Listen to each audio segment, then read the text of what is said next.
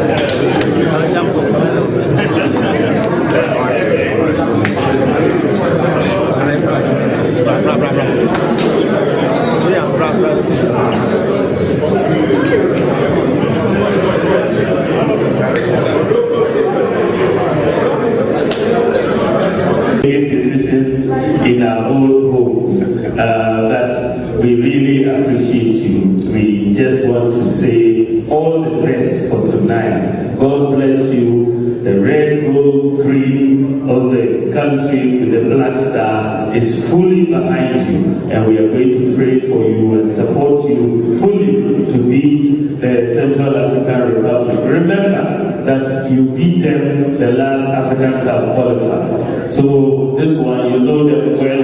Beat them again for us and let's go forward. Thank you very much. God bless you.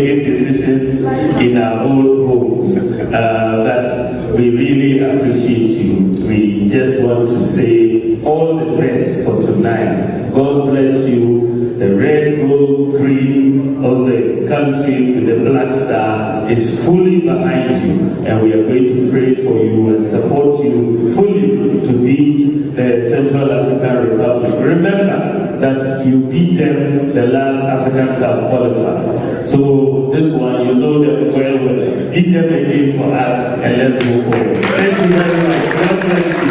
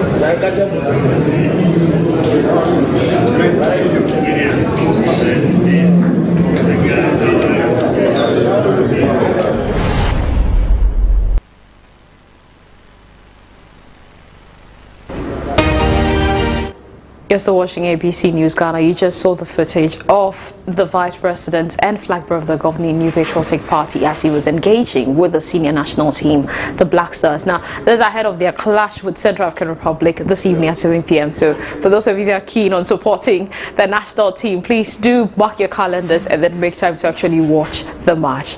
Well, let's take a look at his itinerary for today. I mean, it's a 3-day campaign tour for the Ashanti region, and don't forget, this happens to be the major stronghold for the New Patriotic Party. So earlier today I mentioned that he actually met with the regional party executives, and he also engaged with the Black Stars as well. Now in a bit he's going to pay a courtesy call on the Ashanti Regional House of Chiefs, and then later he'll also be meeting with the clergy at the Makion Hotel in Asokwa.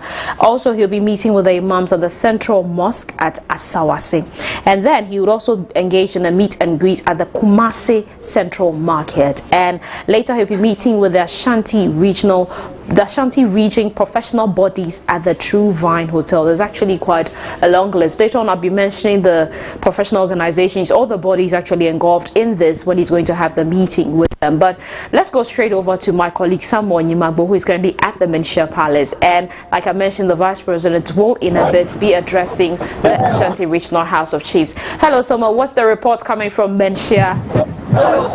Hello, Epiphania. So we are here at the Mansha Palace where the Vice President has arrived to start his engagement with the Ashanti Regional House of Chiefs. I can say that the entrance or the arrival was quite a very big one. It came with a large crowd. The Vice President was virtually crawling in the car because they couldn't move as fast as they want.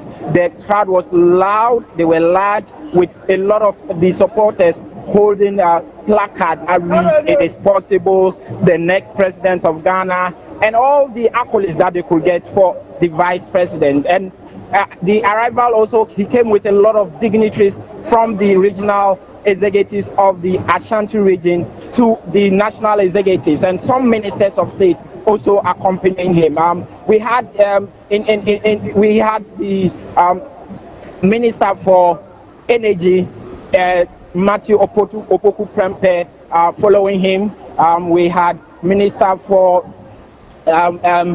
Roads and Transport, Asensu Bwachi, also following him. We had other dignitaries from the region, the regional chairman Wuntumi, with his executives also following the vice president to pay a courtesy call on the Ashanti Regional House of Chiefs.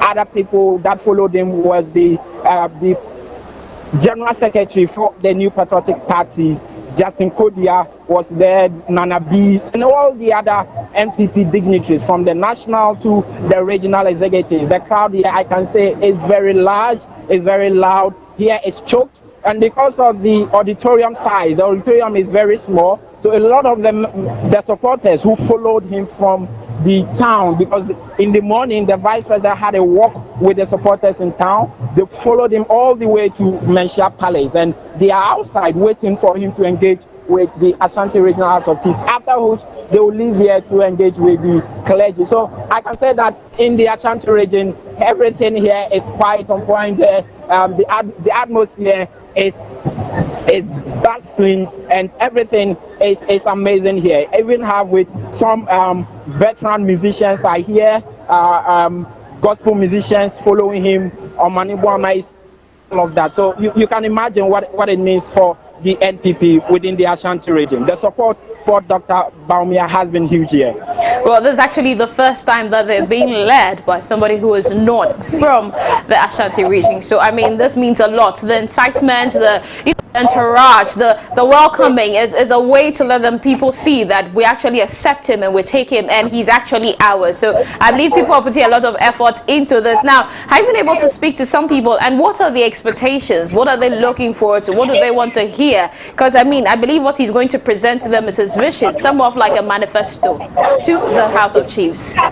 Yes, so I have engaged some of the national, the regional executives of the party. I've also engaged with the TESCON coordinator, national TESCON coordinator for the party, and some supporters within the Ashanti region. And what they have been saying is that one thing is key for them, because the Ashanti region is a big region for the NPP, and they are looking up to shoring up the vote within the region. In 2020, NPP had 71% of the vote within the region. They are confident of amassing about 75 to 78% of the vote. I asked them, why are they so confident? Because you look at the breaks away within the party, most of them have come from the Ashanti region. The former trade minister broke away from the party. He's from this region. Even in the Ejisum by-election, there was a breakaway also. And they say that doesn't matter for them, because what they have done, the developmental works that they have done within the Ashanti region is what is keeping them confident that they are going to win, and win big within the Ashanti region. And some are also saying that they are expecting a vice president or a running mate to be named from this region, who to go in a long way to support the candidature of Dr. Bawumia within the region, and help them win a lot of votes for the New Patriotic Party. Well, thank you so much, Samuel. As you can see on your screens, the excitement, how people actually welcome him into the region, the joy, because don't forget, there were words going around that, oh, the NPP is never going to take somebody who is not from the Ashanti region, and there was no way they were going to allow a northerner to lead the party. But I mean, all this goes to prove that definitely that is not the case, and so they're putting a lot of effort. They've actually putting the effort to ensure that his welcome has been amazing. Look at the crowd. Look at the people on the street. These people actually followed him. This was a walk on the Ahunjo Street all the way to the Menchia Palace. And as someone mentioned, that the auditorium is small, so everybody they can't just take everybody there, but the crowd is still there, the cheer, the excitement. You know, this is just to prove that you're not an outsider, you're part of ours, and once you're leading the party, you're own. And they actually are bringing the message home for him. You're watching ABC News Ghana. We'll bring with you shortly.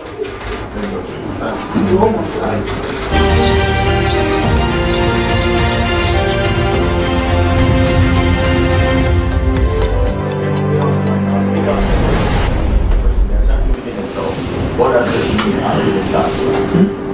Yes.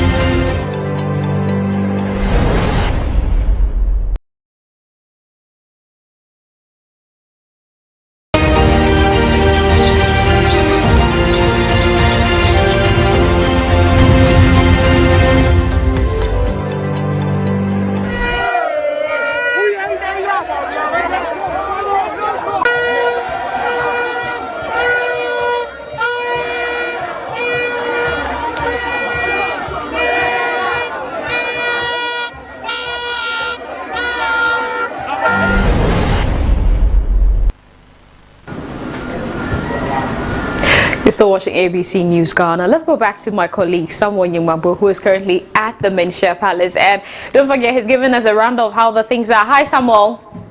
Hi, Epiphania. Yeah, so I mean, if you observe everything, the welcoming, the movement, the joy, the placards, and all of those things, looking at the temperature of the people there, looking at the atmosphere there, what can you give us your conclusion? Yes, so the Ashanti region, like I mentioned earlier, is a very key region for the NPP. Key because, not because NPP is not going to get votes within the region. They are always going to win this region.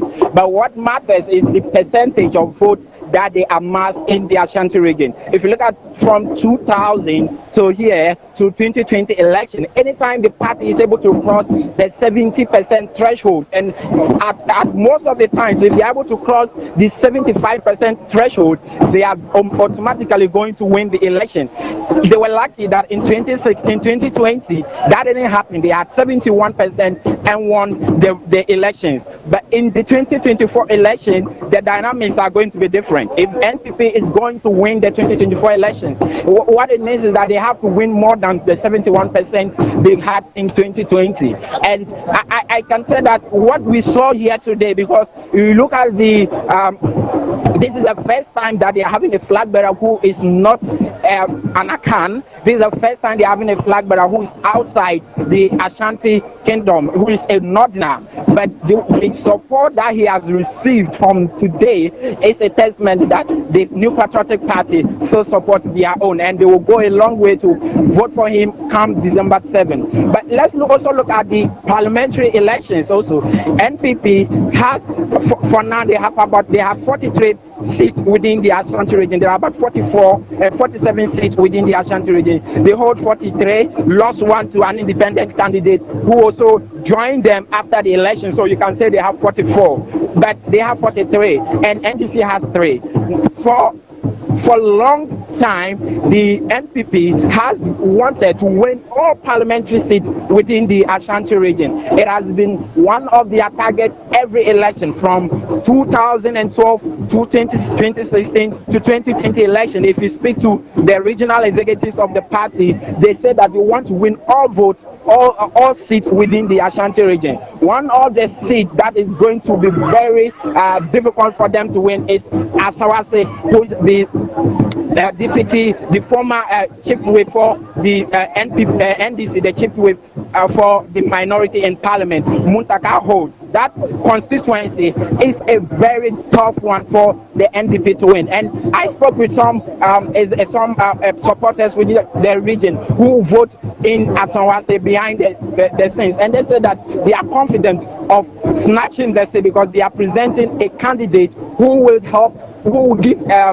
Muntaka a contest of his life, and so they are very confident of snatching that seat, and they are also confident of snatching the Ejura seat as well. And from in that seat, which is one, the independent candidate won. Now the independent candidate has come to join the party, so Bawumia's that seat will also be there. So what the party is and the supporters are saying that they want all the seats, the 47 seats within the Ashanti region, and I can say that the euphoria and the momentum today is a good one for them to start with. And let's look at how they will fare when it comes to the December 7 election, both parliamentary and presidential election.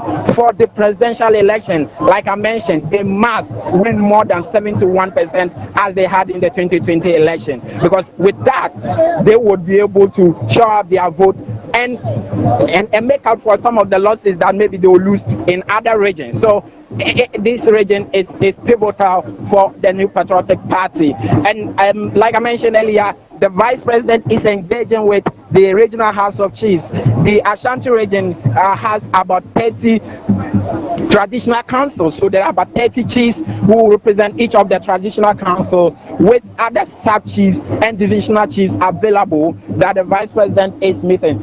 Ordinarily, the crowd wouldn't have been large if not for what this visit means for the party, because this is just the Regional House of Chiefs. He was just coming to engage the chiefs and the traditional people and leave. But if you see the support that he carried from the town all the way to Menchia Palace, it tells you that the NPP are ready for the 2024 election, especially within the Ashanti region. And their target, which is to win all the parliamentary seats within the region, I think is a good starting point for them.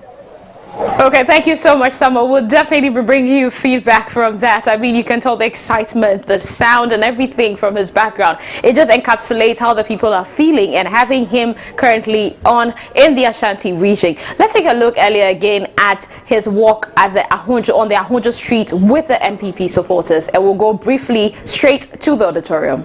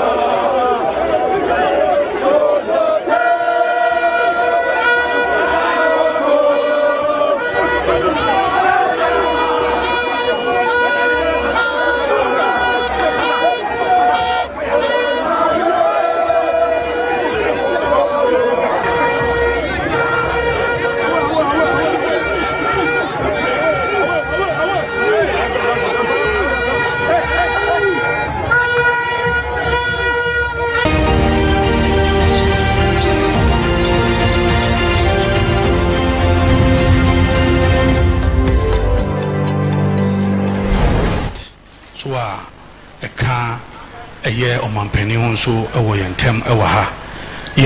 Regional Council of Elders, and so a Kanyahuaha.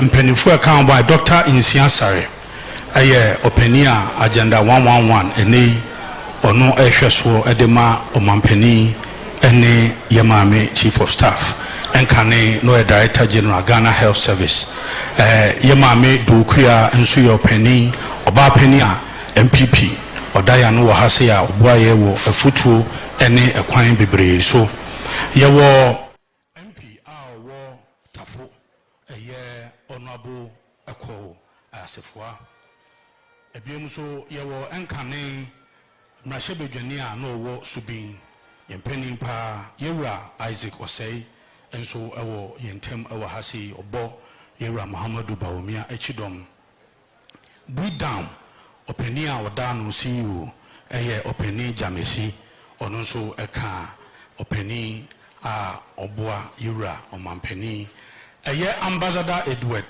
Boatin and so can your campaign team who a year Ashanti Region so Udimo Tinti Mampa former regional chairman 3 times NY regional chairman NAB Mobile National Swa why national first vice in Prino a year Yura FFanto and so Eka Hobi Ena Yabaye Kojo Nsafwa Eka campaign team no ho Dr. Antoinette Tibuda Kon a deputy campaign manager engineer Kwabena Eji Ejapon a Boaboa Fosun Esaka Mampenia Bedichri campaign ho deputy majority leader Awomrashe Bedrum Yamame Honorable Patricia Apieji Asqua MP and so account be any by Mr. Fred Oware Onusi a deputy campaign chairman Ama Osai Etai Yura Muhammadu Bawumia Obonechi Domye Openia Uya Kwai Bantima MP Minister in charge of roads Honorable Asenso Boache Enso Eka Aye team no ho Enkani Enchebia na Emrashe Bedrum Onuna Aye majority leader for so many years and I would the NPP and him Emrashe Bedrum on one soon as I Swami MP Honorable Osei Mensa Bunsu and so Ewa Habi Aye the former local government minister on one soon MP Okre on one soon national campaign chairman for the 2024 campaign team Honorable Dan Butchie and so Ewaha Openi SK Buafo and so Eka campaign team no ho Honorable Ajua Safo Aye Dome Kwabenya MP on so Ewaha Ashanti Region your party no campaign na ni sine na so no nwa so na your party no so osaye openi odaya no eye Chairman Bernard Entry Boesiakon Chairman Wuntumi Enso Ewa Habi Pacho Madama Yawo JK Mensa Senior Council of Elders on Pacho Ononso Eka Yahu Ewa Ha Aye Openia Ujinemu Edema His Excellency the President of Region Yumu Aye the Regional Minister Honorable Simon Osei Mensa Enso Eka Yahu Ewa Ahasi Ebiem Wadarma da sebre eyem finfin mantem ha ne party no yeyi no a ono na eye coordinator for your campaign wo ha ono anso saye onana oye MP ewo Asokore Afijasi Asokore eye honorable afiye ayu enso ewo ha ebiem party babunu ba ko a ono nso eye CEO ema eye national lotteries ono anso ene se gine mama ye say parliamentary candidate ewo Akwapem North Sami Ewuku Honorable enso ewo yenchen wa ha da se bo wadaroma bebia ye gine eye Menchia South openia ono na eye MP ewo ha na enkane oye Minister Education ono na di free SHS na mencha de odebae enye no nko a ebiem ono anso asako Energy Ministry I wonso obo ejuma ye wo hopa eye the Minister in charge of energy, MP Menchia, Honorable Matthew Opoku Prempe, and so Ewa Ahasebi. Dasebra Hobrasium Udeshaba on one sona party Munina, or yet the General Secretary of the New Patriotic Party, a branch here Nimdifo, Bon Homodin Yepa, Yera, Lawyer, Justin, Frimpong, Kodia, JFK. And so Ewo Ahabi. That's Wadaroma, the minister in charge of chieftaincy and religious affairs. Honorable Stephen Asamoah Boateng Wadaroma Onunsu Ahabi. That's Wadaroma, the first ever, wow this year Ubibia, the first ever female chief of staff. Yamamia Wama Jumediano Akona Bahuyi, na wati yenim, wati menim, and so Ewa Bemo. Yamame Ma Akosia Frema Osei Opare and so abo His Excellency the Vice President Echidom Ye. That's a Wadaruma, ya bompaye, a swan free nyame, ye GDA se nyame so beton super so the next president ansana no da se bre wadaroma Ghana hafa na nyina ye party national chairman uko ewiase bia nso a ono anso na ye national chairman da se bre the national chairman of the New Patriotic Party yewa Stephen Ayesu Intin ono na waso the next president of Ghana and your party ye say ondi enim no fan kwa ko afre nyame atonsupa so ye onyame mu gidie say nyame yadoma obey the next president da se be ahobrase ni ani dim me da the vice president of Ghana, His Excellency Alhaj Dr. Muhammadu Bawumia na me da no da se wada manene medase na meje kasamonu so ama menu akofi asebre na nanma wa ha nyina ebo chidom na de obo chidom kese pa ye nana eja command fia otosomienu nana mampon hema madaroma ye nyina ye tawachi yesre ofa akwa abasam no tudwamaye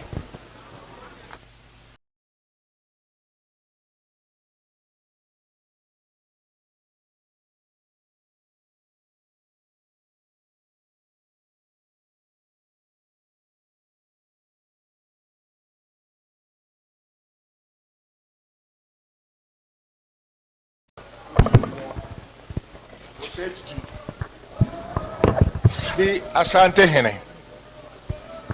and statutory president of the Ashanti Regional House of Chiefs, I dutifully welcome you, sir, to the Kingdom of Gold and also to this auspicious and important Ashanti Regional House of Chiefs. And as you can see from left and right, we are gathered here, not solely, composed solely by the members, but are serious-minded, studious Queen Mothers who are here to join us to extend a golden arm of handshake of Otumfuo to welcome you and your entourage. But I realize from the narration given by your own DC, by your own national organizer, it is really an important entourage that is following you. Apart from the canvassing team, you could see that all the hierarchy, the top-notch hierarchy of the party are here with you. And that shows the importance the party attaches to your esteemed statute and also your standing for the party. Once again, on behalf of gracious Otumfuo, I welcome you, sir, to our kingdom. But as you know already, our gracious Santehene Otumfuo is gone somewhere, all due to prior arrangement that had already taken place at Manshia. But definitely, you've already been told, confidentially, we'll be meeting you by Wednesday. But for the time being, Ashanti Regional House of Chiefs, composed of statutory members, and our auspicious Queen Mothers, we graciously welcome you, sir, and your entourage. And the rest of the team and the rest of the top-notch party hierarchy are also dutifully bow down to welcome all of you to our Regional House of Chiefs, spearheaded by our own regional minister who is here. And I hope he came not empty-handed, but maybe with some check for us.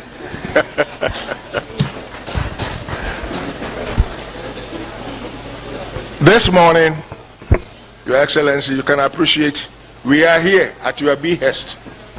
You requested us to meet you so that you talk to us. So without much ado, I open the floor and invite you, sir, Your Excellency, to talk to us as part and parcel of your campaign trail. Menanano, same tetia makachre His Excellency Vice President, Nise Sebia Kuseni Yina Nimno, Yewura Otumfuo, our President. Otudinachi, Ayinim, Oyenyuma or Abontinemae, and crying, oh, was out to us as Baby, to Ukiada, na Obaba, na wato ne nsa afrɛ vice president na ɔno na ahyia wɔ manhyia nti na seesei deɛ ɔse na ɛsɛ mampɔhene sɛnea mmara no kyerɛ no tena mu ma me akonnwa nom na gyina hɔ ma nananom nyinaa ne yɛn hema fɛfɛɛfɛ a ɔbɔ nkum ne nifan sɛ yɛnhyia vice president ɔno ara na too ne nsa na ɔka kyerɛ sɛ ɔpɛ sɛ wɔhyia yɛn na nso so yɛasɔ mu sɛ yɛbɛhyia no na adeɛ baako a ɛyɛ sɛ meka wɔ aborɔfo kasɛm for the record ne sɛ your excellency sɛ for the record you are the first dignitary, external dignitary that is non-member of the house and non-member of Ashanti Man who is paying us a visit, and Nananum, especially some of the queen mothers, were here before 9 o'clock, etc., etc. This shows, for the record, the high esteem that we accord you and hold you. Nananum moments have man.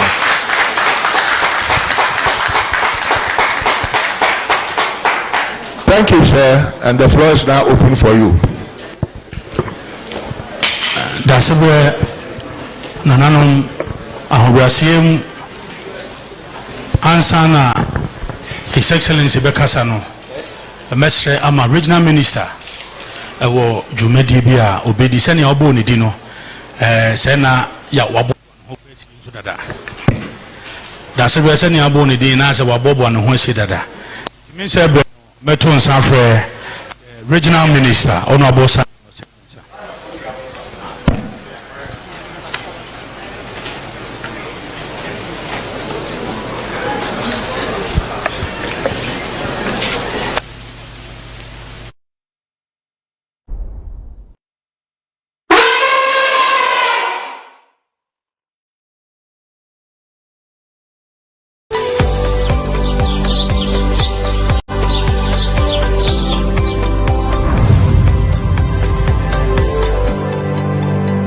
Asante Mampo Mahine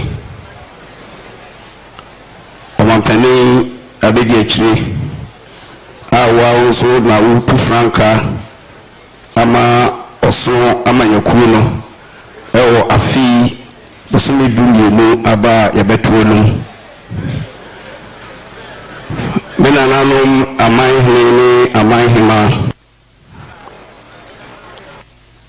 nananom mpanyinfo ahodo a mwaka omampani ho abedi akyire abaha we ma chief of staff and your party mpanyinfo ministers and mpanyinfo a moka mo ho mini central for any double for niji se ene maji yemfefefe ewo mufi aha na senia da sebre edi kan aka no ekohu otumfo nso je yefefefe na ochire nse obitia ni na echi kakra na emom da sebre eni Ashanti Regional House of Chief no mobishia e na maji yefefefe na nyame ya dom na osan bedrufi a okwara ebei na wasan Asia omampani abedi akyiri enene dom yade asida ene mamu se ehye papa moye mayen omampani abedi akyiri a wotu franka ama NPP amanyakuo no abontoa ewo mantem edunum na ene ena wo hyase ewo Asante mantem no wi ha na kyerɛ sɛ we amantem edunsia mu nyina na sebre onana no mabeduru ha woni mamamre a onse amamre asase na obefa so abontoa no nana no modia otumfo dia enti no sɛ odikan behumo ansana watimi ahye ne ntoɔ bono ase enti ene wa hai tie mediasida megina na ne mpanimfo ka ne hu na diasida mamo sɛ magye yɛn fefefe na oba no yesuri mamamre a onsɛ amamre okura nsɛm snap pentusia whiskey black label pentusia and a wine and so pentu miensa openia anana oti adwamu obuamu ade aman hene aduonunum omubuamu ade yawo abemponan ka ho omubuamu ade mina nanom aman hema ebuamu ade omuye anipa aduonunson sanso ena womo enya adwuma ewo Regional House of Chief Secretariat hano omoni omunyamo a ewo traditional councils a akane nyina omudwuma yefo omuye nipa aduanan enum omonso ebuamu ade na dasebe se uhu omampani abedi akiri a wasaye Frank Tufo ema osulamanyo kuna na yamani ya edikan ini medamasi duwenye na amasi nyami islamu registrar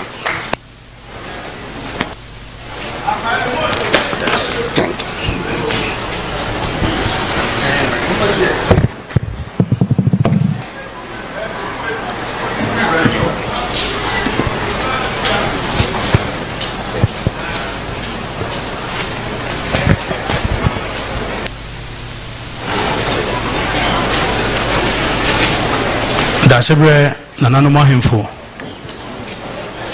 anidim ni ahobrasiemu ebre drusui nanano matransi ache nti ahobrasiemu yebeto nsafre the Vice President of the Republic, His Excellency Alhaj Muhammadu Bawumia Nyameya Adumwa, the next President of the Republic. No one in an mababidin komo. Your Excellency.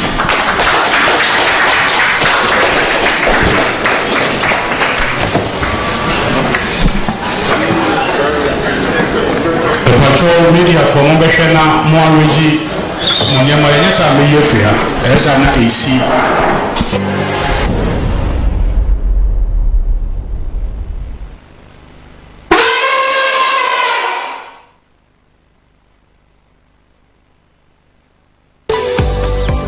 That's it.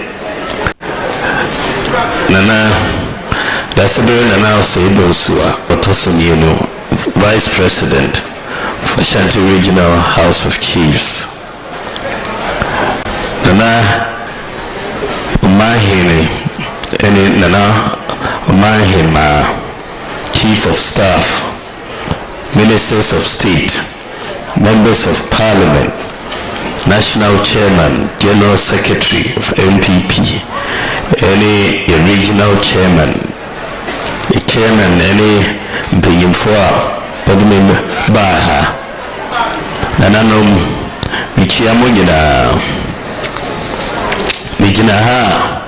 Mijinaha, Emma, NPP, Yekui, New Patriotic Party, Mini, your party, Frank Atuni, they call a general election 2024 inti ena meshi asie ebo apro ewo Ghana henyina mako 15 regions sisi enura na jo na bebedu Asante man ena ene na meshi asie but asase no enda hokwa no mo enti jisa beba na beba nanano manaimu bebe srekwai na meji mshira sana bashe asejuma jedi anase enti ena baba asana ma answer the mind here beba uya NPP Frank Atunina ube nantia santimaimu wao unimse sunsumbi beshewu na because yekuno na kuma nene kranyi na ewa santimai nipa omo ji party mo na omo shishe party mo say yin say muchichiri party yimina na omofri Asante man na obehu say ochiame bafo say akoto Professor K. Buzia Victor Usu Aram Ponsan Apia Menka Professor Albert Edubuahi Kwame Safo Edu Jenny Mboating Kantinka Don Kofocho President J. Kufuor Umoa na Omochichiri Party wa Asante Memo ono Ghana umona umoma party no be ya jina so we mo na umoma kwayanda yen di party name enti me baha kise me bo omunyina baso na ka anye juma omuyeye fidada hono aka ene party enti sei na ye ba be ye kandifo party mo enti me da Asante ase so your history no so kire say na United Party ye chichiri no nim say na NLM na ochiame ba for koto osowe koto na o found this NLM no na odienim ono any SD Dombo any Abaifa Kabo Jato Kalio mumuni Bawumia omo no mo kabo mo and Yechichiri United Party along with Togoland Congress Party and the Muslim Association Party and the Shifomo Kui Party. We na say United Party no na a diverse party na Ghana nyina kahumbi na Umochichiri sa party no but na enoso chire say North as a whole na Northern People's Party no na omuwo the highest number of seats as far as the United Parties no ekona omo NLM no mo kabu no mo chirese na dono omonten North any Asante man omo chichiri United Party na bibia ekosi even Dombo even though say na Northern People's Party na highest number of seats. Northern People's Party almost share Professor K. Buzia almost we young for leadership no emano no bit media ye kaina ye de koyi name entina omochichiri omodi Buzia ye leader of the United Party na ekiyekuno ekoyi name nananom me percentage say Dono between ye stream any Asante Mano a from independence time 1957 when na inti me imagine say meso mejina a contest leadership of New Patriotic Party no na nipa bebre green say embasso almost is not possible. I must say NPP Omumfani power free stream abaye leader of NPP na omuntiase omunim history no into nika say me pese me leader me ba Asante man me be hu otufo no nyina me be stress mun time echi me jimi tumo na Nipa omoka say it's not possible no na Asante man ka ho omo na omo so me mo na omo say it is possible na mona mudikan na mo say mo de me baba na ampa making it possible say na benya leadership of the New Patriotic Party and so medamo asepa na no Asante man yina say mo ye possible but we ba abedi vice president 7 years na me ye juma before na say me pese me ye omampenyin wo Ghana ha ushe ejuma maye as vice president noa bewu say me dream kwaya Ghana ebefa so na yɛnyɛ mpuntuo bebree wɔ Ghana ha. Mea adwuma na meyɛ no as vice president no me ho bebree metwerɛ book bi 2010 almost 14 years ago na mekaa sɛ wiase nyinaa ɛrekɔ digital fourth industrial revolution na yɛrekɔ nti Ghana ma yɛnka akyiri yɛnyere yɛn ho na yɛnso yɛnkɔ digital. That was 14 years ago na menyɛ vice president nti mebɛyɛ vice president na yɛmampanyin ka sɛ saa digital asɛm no me nso mu yie na yɛntumi mfa Ghana so ɛnkɔ digital age no mu nti ɛna meka sɛ nneɛma a aborɔfo ɛtumi ayɛ no Ghana so yɛbɛtumi ayɛ bi nti yɛso yɛbɛtumi ayɛ te sɛ South Korea and Singapore, Dubai, no nyinaa. Yes, Estonia. Yes, wait me take measures I will take here and on kwanya omo fa so otumi developed countries oma tumpon YSC no. Enti ohwa key nema ehia say far as digital age no is concerned no oho na meso medi madwin ekotoe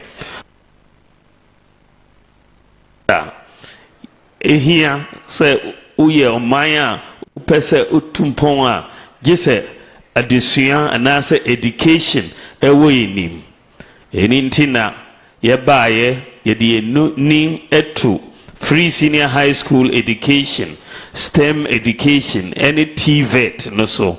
Now, as far as education is concerned, key areas are university, free senior high school, STEM, any TVET. Free senior high school education no, ya ka say ye no nipa bebre engine di say ye betimi aye. But ye ba ban mu na Akufo-Addo president obisa me say free SHS no yebetimi ahye ase 2017 and I can't say yebetimi ahye ase enti ye de be share budget mo ahye ase ampa ye de share ase 2017 first year in government enne nkoda omoko senior high school no ye baaye no na eye 800,000 fie wotwe yabaye so far no abedu 1.4 million students from 800,000. Nananom mujwen ho from independence to 1960 60 years 800,000 students. But from 2017 to 2023 7 years yedi 600,000 account. Just 7 years. Now, adia ni kanoso saying ene mano eko echen mbema no was senior high school. Girls have overtaken boys in senior high school. Yeba no for every 100 boys now you were 68 girls. And then for every 100 boys you were 106 girls. Omoko senior high school. Ebe boye pa na omo performance no so exams no so improve akosoro na nipa bebre dwen say free senior high school iba the performance no omo ntimi nyeye wo exams no mu but ampa ene uhwe waxi West African Senior Secondary School certificate exams no na omo core 6 subjects no 2016 pass rate here 41%. 2023 I could do 64%.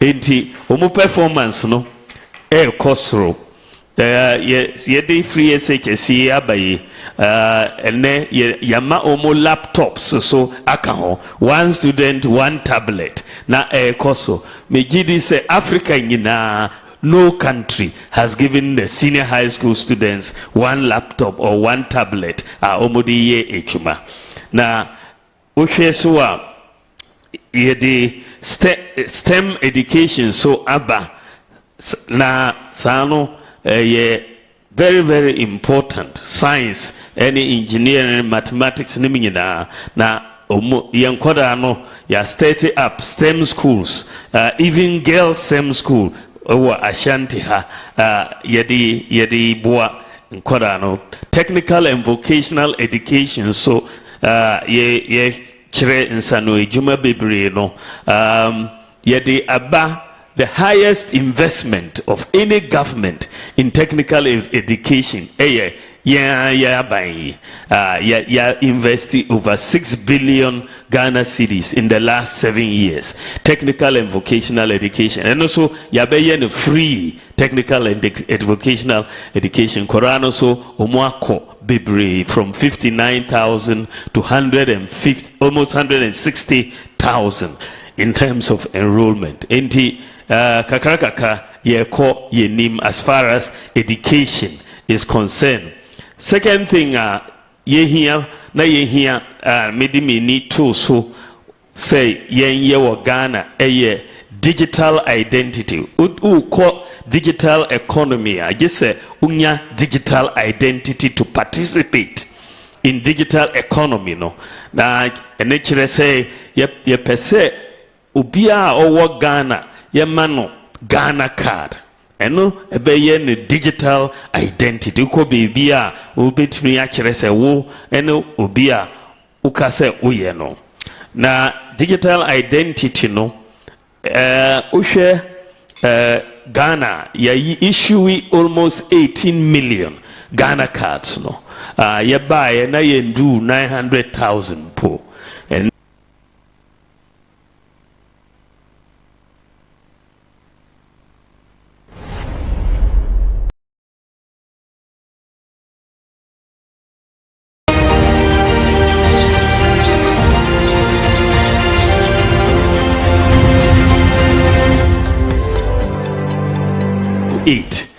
okoye ntimi for the next 8 years but ye buy 18 million Ghana cards in the last 7 years na boyem bebre uhwe so US say na US for omodin komo say omo issue sa card no EU European Union say no omo countries ni nyina up to 2030 say omo issue digital cards no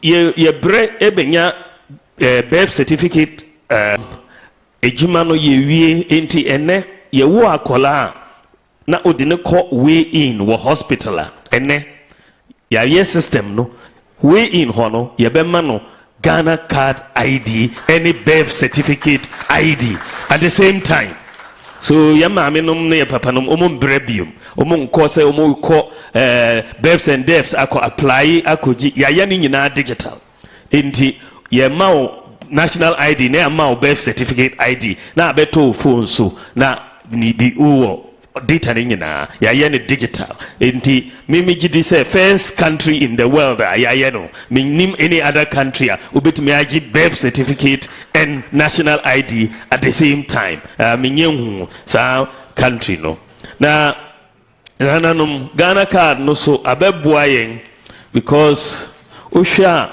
you use Ghana card no I check ghost workers or your public payroll mo ghost workers uni nananum na nipa bebre wo ho a omoji aketua na omonko ejuma omoji sika bad omonko ejuma omodin wo payroll mo na efre omo ghost workers enti because Ghana card no betimia check ghost workers no. Yen link every government worker to the Ghana card. It's because every worker will fingerprints. Na nsamanfo de omuni fingerprints. Enti ye linki sa Ghana card no to workers no. Nsamanfo ni nyina adwane ye. Ghost workers ni nyina omu dwane ye. Nananom National Service Scheme na ye hu 44,000 ghost workers. National Service. Ye linkage no. Omunyina dwane ye 44,000 ye save 420 million Ghana cedis. One institution. Ye call SNIT, ye call linky omo Ghana card no. Ye hu 29,000 ghost pensioners. Ana over 300 million Ghana cedis savings. Two institutions per over 700 million Ghana cedis savings. Ghana card no ada hormano. Enti ya cleaning up the whole of the controller and accountant general database. And then Ghana ye need ghost workers where payroll mobile. Ye sa problem na edda ho from independence. Eko see eneno. Ye sa problem mo every ha. Nananom Ghana card no so ya call linky ye Ghana card to the International Civil Aviation Database wo Canada. Sa Civil Aviation Database no a controlling airports nyina points of entry 44,000 airports ne border points across the world. Ye the Ghana card ko omu processes no nyina a passe enti ene uwo abrochire ene uwo China na say Germany, UK, US, Australia, Dubai ena u passport yira ubetimi afa Ghana card afro plane abagana betimi afa passport Ghana card afro plane abaha untimi mfantu kwa idea from here but ubetimi afa abagana from abroad na saano ebabua yenyina nananum nyame adum ye dwuma bi ye bewie before the end of this year ye di adia ya freno e-gates aba arrival hall wo Kotoka International Airport. E-gates ne kire se electronic gates na uye Ghana ni na oba Ghana ofru plane obedu Kotoka ehia se obeko immigration bium ode Ghana card ko see e-gates no na abie amao na wako inside the baggage area wako yi uniema ebebo aye nyina na de toso no so se nyame adum next year nyame aduma passport application ebeye easy kra ama obia because ye beye Ghana card no mibisa se omomfa passport application no form no embra you make sure say all the questions on the passport application form na ewo Ghana card no so enti your data ni nyina wo Ghana card no so nyame adum from next year no need for separate passport application uhia passporta ko na kotua fee no fa Ghana card number to ho na umo print passport no amao there will be no need for any other passport application. It is very straightforward. Tuyausika energy na umo print passport no emao. Nananum the tosoa midi menu tu so me pese ye solve problem no since independence na ye ni address system wa Ghana ha. Ye ni address system upese uko baby a you say o kan kire say uko do mami oton koko no na wafa right na wako na we blue house bi na wafa left na kiosk bi wa ha ukudru ho na wafa right na sana ye addressing for the whole of the country enti me ka say just say yes sir because uni addresser ubenya den na wanya bank loan ubenya den there's too many usage of the address system enti na me ka say yen kono digital yen use GPS global positioning satellite ewo ho no yen leverage na yen digital address system wo Ghana na eninti na ye digital address system no ba Ghana ene Ghana baby town or village fear or digital address, the whole country. Ghana so only the second country in the world with the wholesale digital address system. The whole world, any second country, digital address system no. So everywhere, solve problem no no. The etoso problem etoso many too so mobile money system no. Financial access. Na nipa bebre wo ho a ni bank account. Na problem.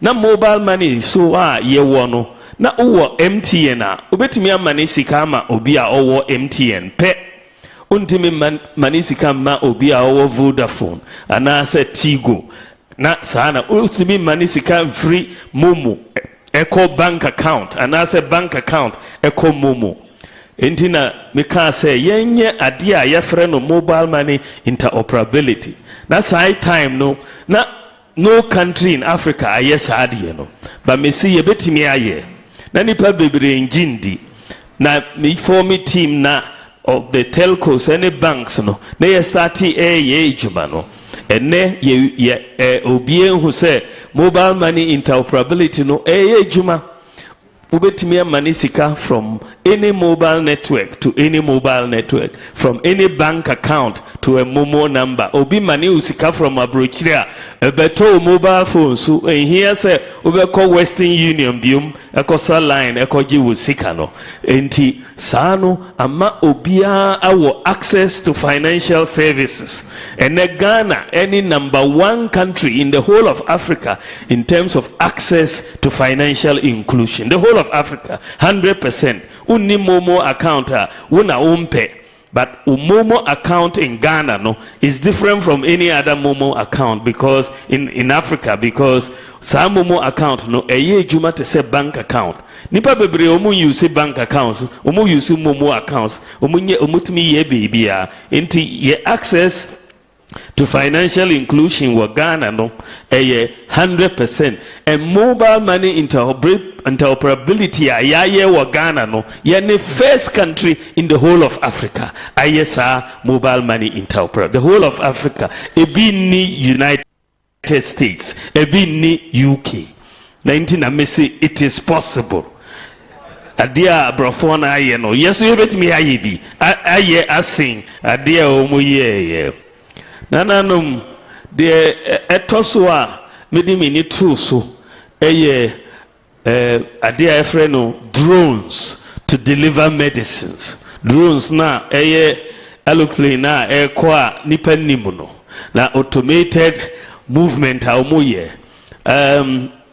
202 ena me papa owuye watamale ya no operation na ohia moja na yehwehwe ye call blood bank ho anajono na yetum na yehwehwe moja yenya ye make call sa yenya ebedu anapa na wewu enti that was 2002 enti ye ba ban mu na meti say company bi wo United States San Francisco omu wo technology bia drones uhia drone anase moja anase vaccines especially rural areas hono na omutmi ekurase ni bibia omutmi afa drones no afa moja anase drugs anase drone vaccines omudi akoho meti saano na me say me koho akohia omo me need me team ye sorry ko San Francisco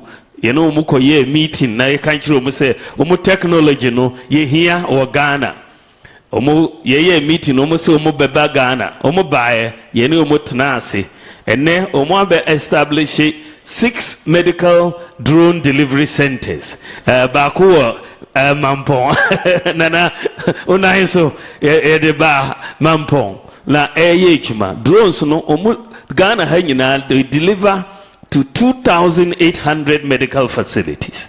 2,800 day be every day almost 100 flights na omuye from each center.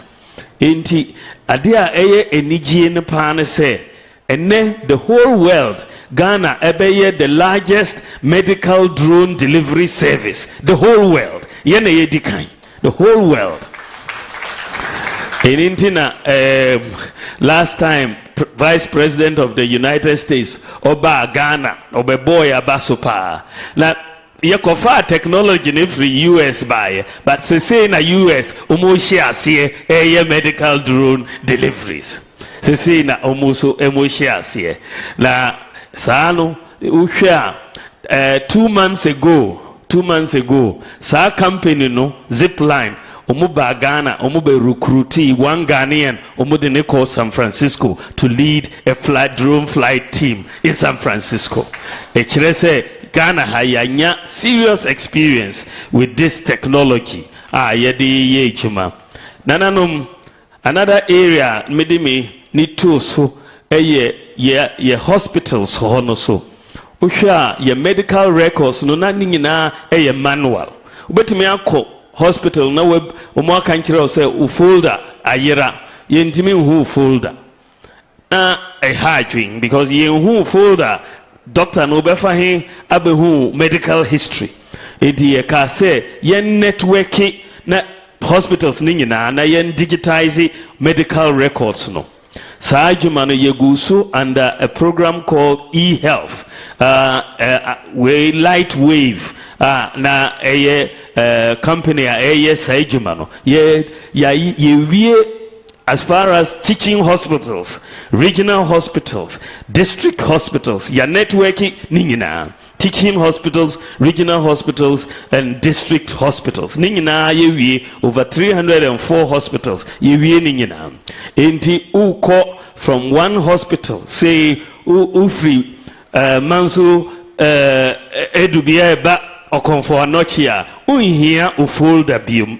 Yes, ene ubetimi aba konfanachi na wama omu ID number. Omu ID number noa ni nyina no omo bo sa ID number to computer na o medical records ni nyina abepie na obi ehu ufri wa kokolebu a uhia folder bim uhia o ID na o de akokolebu omo bo ha na o medical records nyina abetum ene said me teaching hospitals, district hospitals, regional hospitals. By next year, be hospitals in our Ghana, including CHIPS compounds. You did records ningina ebe to digital. Na ye bebwa ye na eko.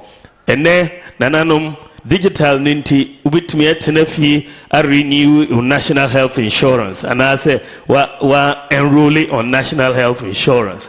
Ene digital nintia ya no ubetimi etena fie ato electricity credit on your mobile phone even China and US ubetina tena ho ato electricity credit ama ofie in Ghana from any country in the world sano a very very convenient ama ubia la nananum in addition to digital area no Miso midimagine could share other areas such as one constituency, one ambulance. Agenda 111.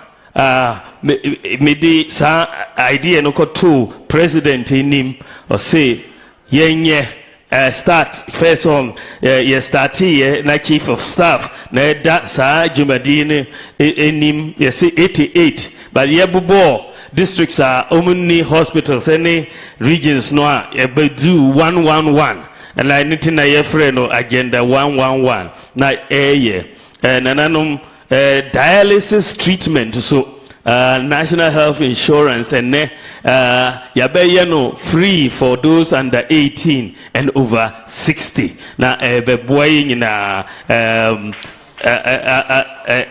mede Zongo Development Fund so boy yenuanum zongo for as far as Mpuntu is concerned. Even Kaya ye for ye mumfrimo, ya building up skills training, hostel skills training. Ama umunyina wenumu nananum ejuma meet me aye as vice president.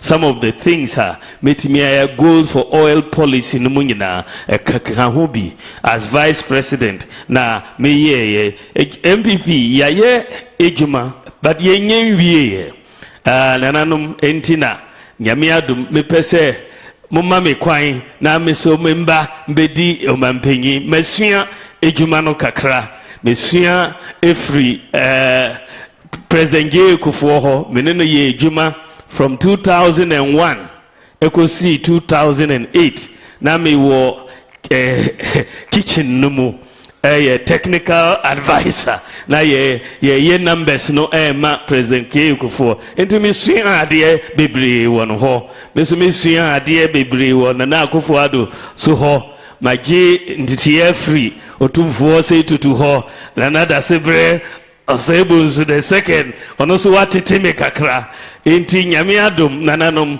megidi se mudi car no stia no e de mamia metimi atwe car ne yie ene akoyenim me wo vision a me pese me implement wo Ghana sa vision no nyananom me pese ye niema bebree de di kan me pese ye focus ye de ni eto agriculture no agriculture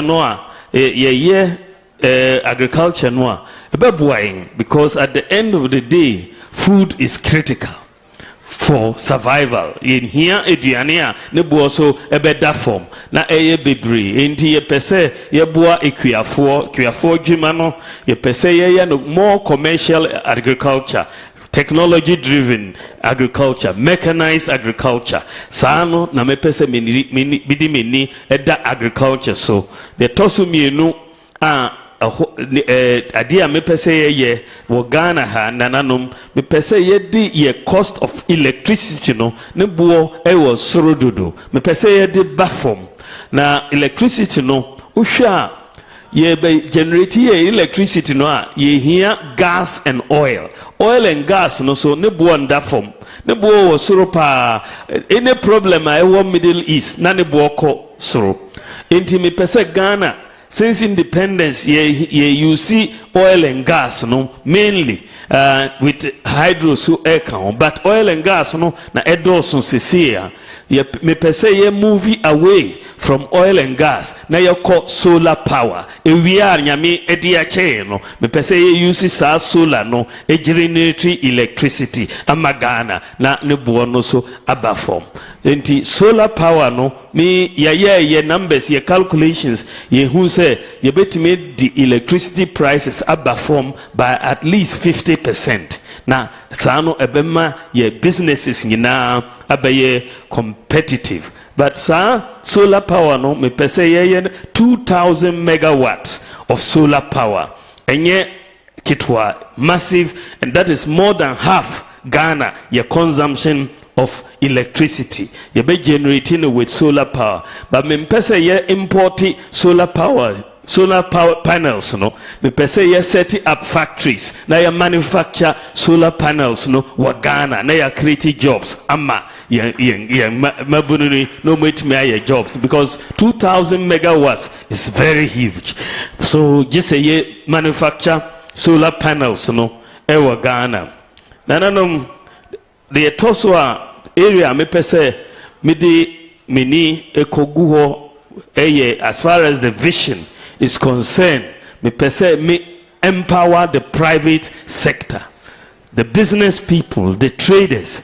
private sector no omuna omwetimia boy Ghana na yetimi tumpong enye government sector. Government will do its work, but in terms of generating growth in the economy, jobs, a private sector.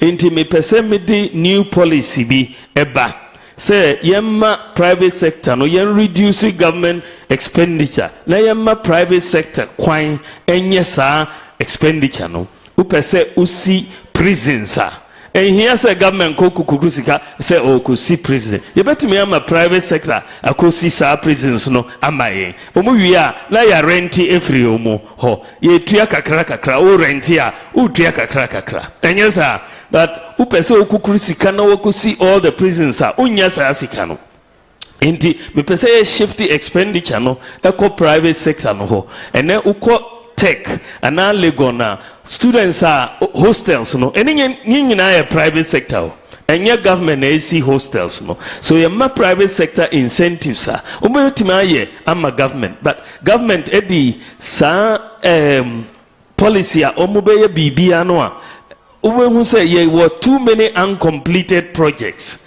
na ewo ho but private sector incentives no dia waste time kra use projects ni se sia na koso inti whether it's roads whether it's hospitals whether it's dormitories or classrooms me pese ye create space no ye private sector nana said schools senior high schools share school buses just say ye kono just say ye ko sika ningina ye hwehwe sika top 700 buses ama schools but anka ye pese private sector yeah ye be kan tell say ma schools no na ye lease buses no from private sector na etua kakra ma to na space wo ho but upese okukuru sika nyina koto 700 buses a unya sa sika no na schools bebre wo ho a ni buses but one time ye betimi ama nyina buses na ye etua kakra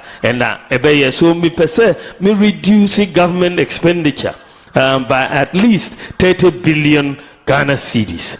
Reduce and then give that to the private sector. Omunye no omumbua government. Na private sector no so omumpeja na ya bua omo na ye ko kakra. Nananum de toswa me pese mesesa nyame adom ye tax system. Ye tax system no a hardwing ama ye jadi for any businesses any individuals tax system no a system ya inherited from independence abrofo na mudi jaya but ene problems be bre wo ho JR betimi akọ edwuma akọ business bill no omunti ase omuntimi antua no yetum omo shop mu enti me pese me di new tax system obia beti ase simple tax system enti for the last 2 years na me investigating which sort of tax system and ebe boa Ghana for na me share the best tax system everybody has understood for the last 10 years omuye number 1 Omo tax system is seen to be the most competitive. Number 1, last 10 years, Estonia. Enti menemi team sorry na ye call Estonia. Me si yanko suyansuya adia omo ye wo Estonia no. Yebetimi aye no wa Ghana ye call ho na very very good meeting. Mini omo president share, omo prime minister, omo finance minister, omo tax authorities. Na omo chire ho say omo tax system no very simple. Your friend flat tax system. 10% na obiya to 10%. Ubetimi calculate u tax. So enyese ubehwehwe account bia obekba abesi we GRA ba unim u tax. Untimi nsisiu 10% 10%. Ohona me hu say ye churches no na sasa omunhu dada it is utua tight with church enyesa simple so flat tax na ye no wo church honum sa flat tax no na me de pese ye de ba Ghana ha ebeboa ye mpa na uhu say because me pese ye share from afresh no from next year nyame adom me pese me ma obia tax amnesty. We forgive taxes and we'll all start from zero. Nobody will owe any taxes from next year. So we made the tax amnesty back so that we will start the flat tax system from zero. Last month, and I said, yes, me call Rome and me call Shia Pope or Rome. Me call her, me nini share we na Cardinal Peter Texin. Na odimi odimi call basilica na ochre me wo ho the nearby ekoso wo different parts of the basilica me could do baby nani pe ye juma na me bisa na se nani pe ye juma de no be no mu ye no kan kire me so oh next year 2025 jubilee year sa jubilee year no so there's a lot of forgiveness forgiving sins and so on. Let me say, oh, said a good year, 2025. Me so may forgive taxes or Ghana in 2025. Jubilee year, you'll see. Now, yes, kakra. So, Nyamiadum next year, the tax amnesty. Eba businesses be free because omoni GRA omuchwe mansopa as far as tax liabilities are concerned because calculation no enye clear. Enti me pese calculation no ebeye clear ama obia. The toso me no tax reformer me pese me de ba no import duty, the alignment of import duty. Nananom import duty no so a high thing. Enti many problems ho predictability no na any ho. Ubetimi akra niema. Now at the time I ukra niema no udwin say ubetua 5,000 cedis. Niema ne bedu pe na ukoyi a na mo aka njire o say 10,000. Na u plans nyina asay. Utua 10,000 na ukojoma gese udi price no eka ho. Enye sa untumi nya osika. Ontimi ntua so a na yesizi niema no. Na yakoton for 2,000. Na usika ashe. Enti me pese me di predictability eba import duty no. Enti sa predictability na me pese me de ba no. Me pese ye import duty no so on a flat rate in cities. We have to start respecting the city right from the port. In cities, flat rate in cities. Enti uye spare parts dealer. Na udi spare parts bar from magazine ukra spare parts. Me pese a 40-foot container we must have a flat rate. So if it's 20,000 cedis for a 40-foot container, a 20,000 cedis. Ebedu at any time utria 20,000 cedis. Right off the bat. That is the flat rate. A 20-foot container at a 10,000 and now utria a ricer. Now this rice 40 foot is this, 20 foot is this, chicken. Everything will have a flat rate. Now, sano predictability because predictability ni honinti. Every time be okojoma na ya sika ato akaho di price no akofro soro. So there will inflationary bias be from the ports into the market. Yet the some predictability no bar, there will be less price increases in the markets because you have stability in the import duty. Inti na medeba. Second reform me pese medeba in the import duty regime no saying ushe enea Togo omo duty eda from chiring saying Ghana. Togo, Lome Port, omo duty at the form St. Ghana. Enti nipa bebre, se omo di containers fa Togo. Na omo clay, no more smuggle aba Ghana. Yentua duty no wa Ghana, yakutua wa Togo. Enti me the new policy be eba. Sa new policy no is simple. Ghana import duty will not be higher than Togo import duty. It's the same or lower. We will cap the import duty in Ghana to the Togo import duty. Yeyene sanwa smuggling no bejai. Nobody will have an incentive. Say omudi beko Togo no mudi aba. Said ghost workers no omo disappear no sanwa na smugglers no so omo be disappear sa. It's a simple policy. We'll cap it and then when it will make it very very easy for a bit.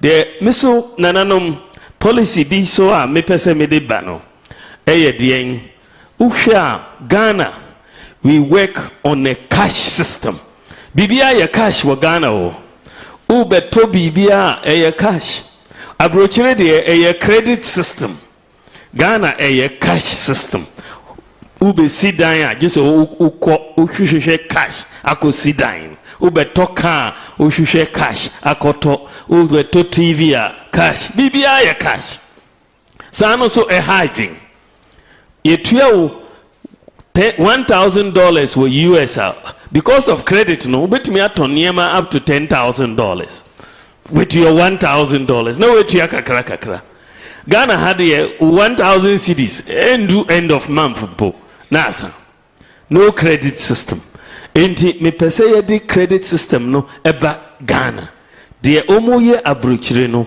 with the credit system no eboa omo pa because the standard of living no is higher because of the credit system. Now yenso the reason why abrochire ho omo credit system no they say omo ade a yefre no credit scoring say obia was score uye good borrower o credit score ye high uye bad borrower na o credit score ye low obia was score yefre no credit score enti omo wo data no a omo timi calculated credit score no enti obetimi ehu se mema we busia a obetimi atua mema we busia ontimi ntua but ye Ghana had ye unique sa credit score no enti banks no ne credit institutions ni nyina omo assume say ye nyina ye bad creditors ye bad borrowers enti interest rate was low ne bibia enti ene nyamiadum Ghana yetimi anya database a yeso yebetimi aye credit scoring no bi that enti because of Ghana card no and the linkage Ghana card ya linki Ghana card no to obia bank account to obia momo account to SNIT to DVLA to GRA ni nyina ya linki so ene yeso yebe share se a calculate credit score ama obia so that yebenya credit system wo Ghana na me dream say next year na ebeba so but ene yebe start 2024 here before December we will start credit scoring in Ghana. So Bank of Ghana are my license no so they are really very few months yebe start credit scoring obia over Ghana card bia behu ne credit score na and also ebema it to be easy to get credit in Ghana and interest rates so abaform kakra amayenyina so Ghana so far sub-Saharan Africa only one country na air credit scoring any South Africa only one country Yeshiasia will be the second country in sub-Saharan Africa to have credit scoring ebebua yenyina the other area me pese ye no a good relationship between the government and nananum government and the chiefs nanam usha so far ye tikakra as far as our governance is concerned ye involve chiefs no enough in the governance of the country me pese Mrs. Sano because as it is right now the chiefs are powerless in many areas. They can't even summon people omobebaho.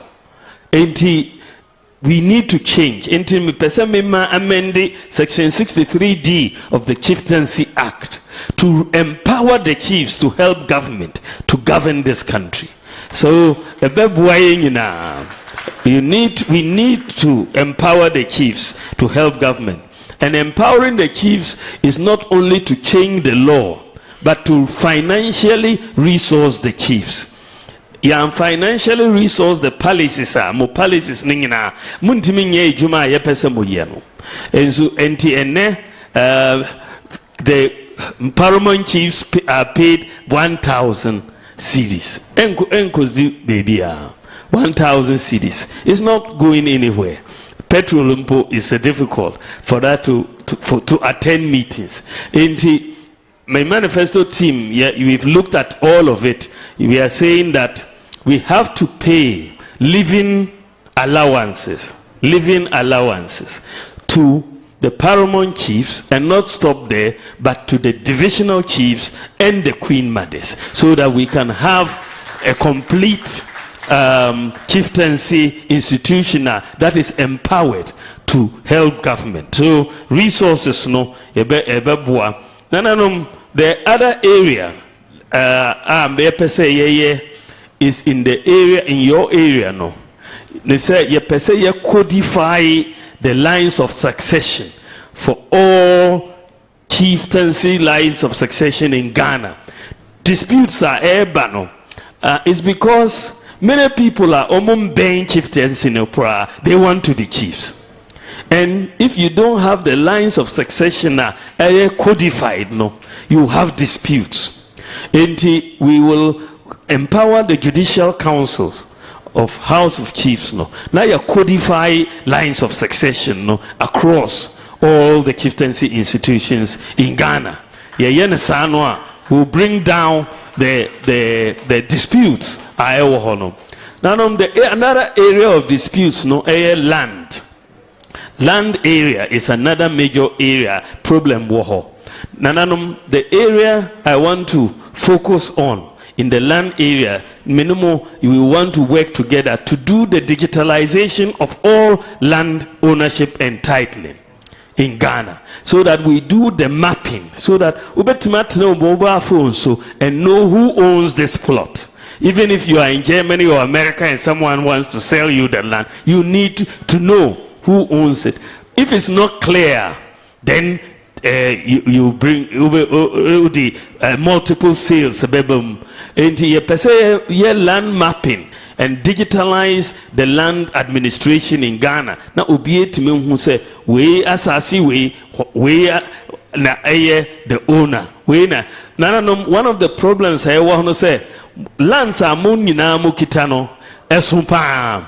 There are large tracts of land under you. One of the problems, no say, registration of land, it can be expensive. Who a large size of land. So many chiefs, they don't register the land because it's so large. My dream is say, let's change it. I want the chiefs and to register the land for free to start with, so that we will get the registration. Then we can take the registration fee from that plot of land after you sell it. But for now, let us allow you to register it for free, so that we will get registration, no, and everybody will have this. So land digitalization is something me pese me ye. The other area, Galamsey air koso. And the destruction of our water bodies and our environment, no, we can only solve this if we involve the chiefs to help government.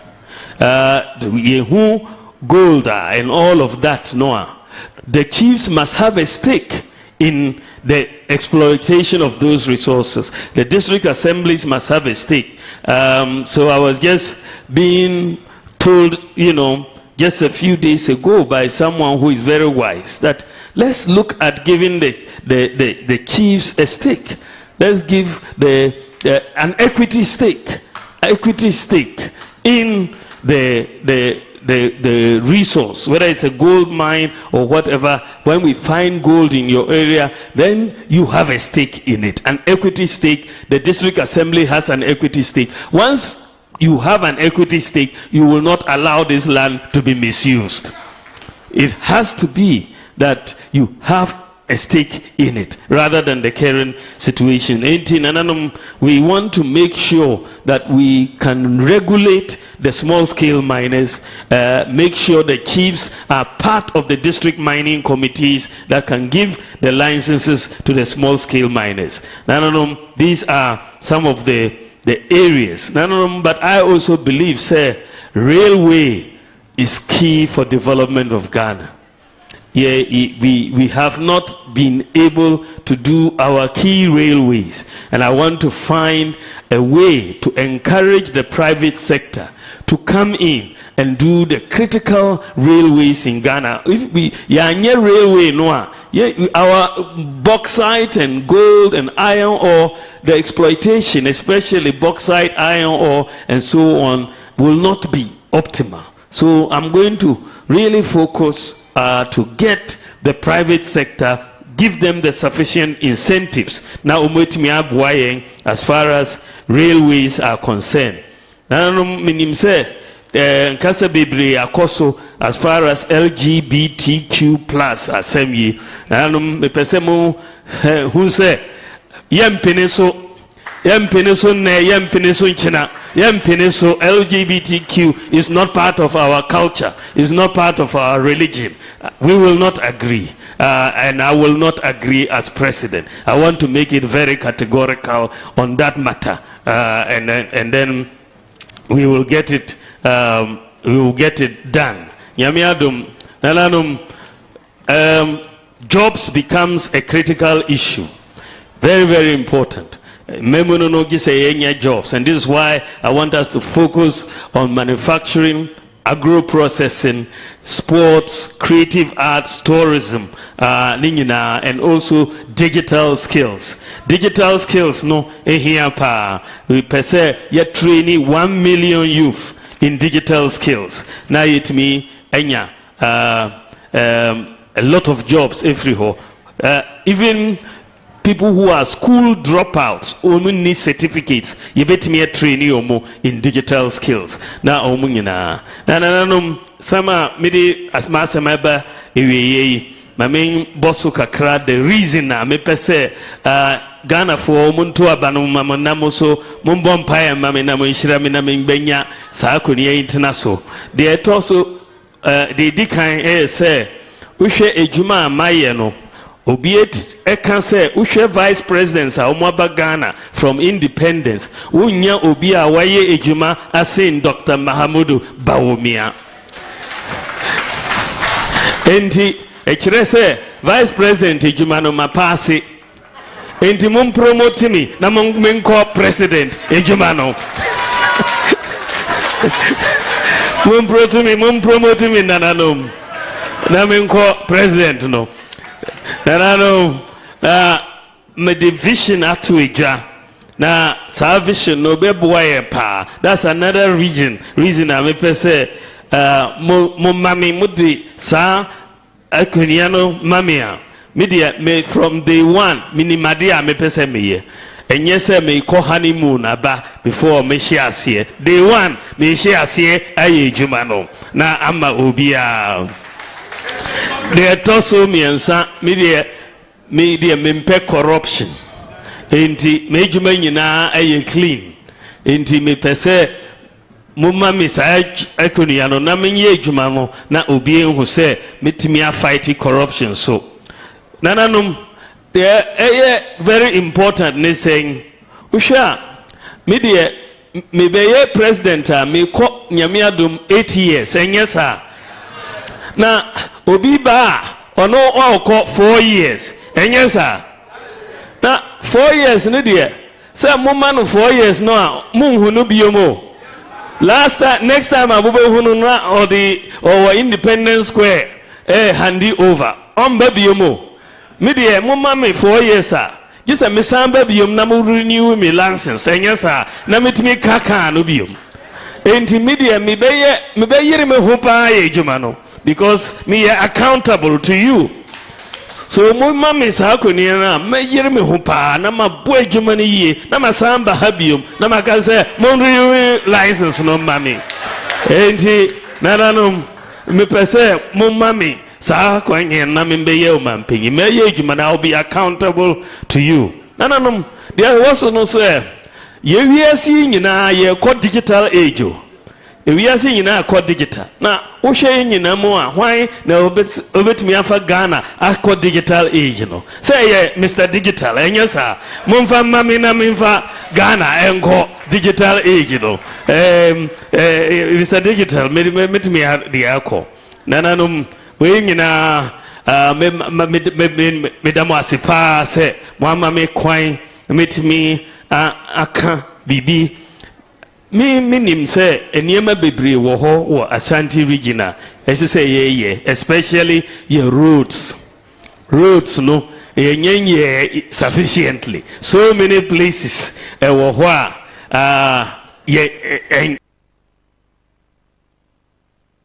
enkoyi but me pese mumma mesia no mumfa nhye mesem me hye me bo se meye ni nyina amamo but ye ase in another few weeks ye the machines eba every district benya grader benya roller benya tipper truck benya water tanker na ya start the roads no ye we are meba betwaso ya yebi yenye wie meba betwaso na ye ni nyina enti momma me kwan na memba minim se niema bebre wo ho a ye pese ye meso meye amamo naranum mumbompa e mami na mun time chi me be dear president min dai me chi mamuda minim ade amoaye amami minim adia moaye amami minim enti min dai me chi mamuda sere mona mo bomo be se baby ada hono wan fan to ho a efrito min mano efrito medamo ase nyame adum nyame shiramu nyina.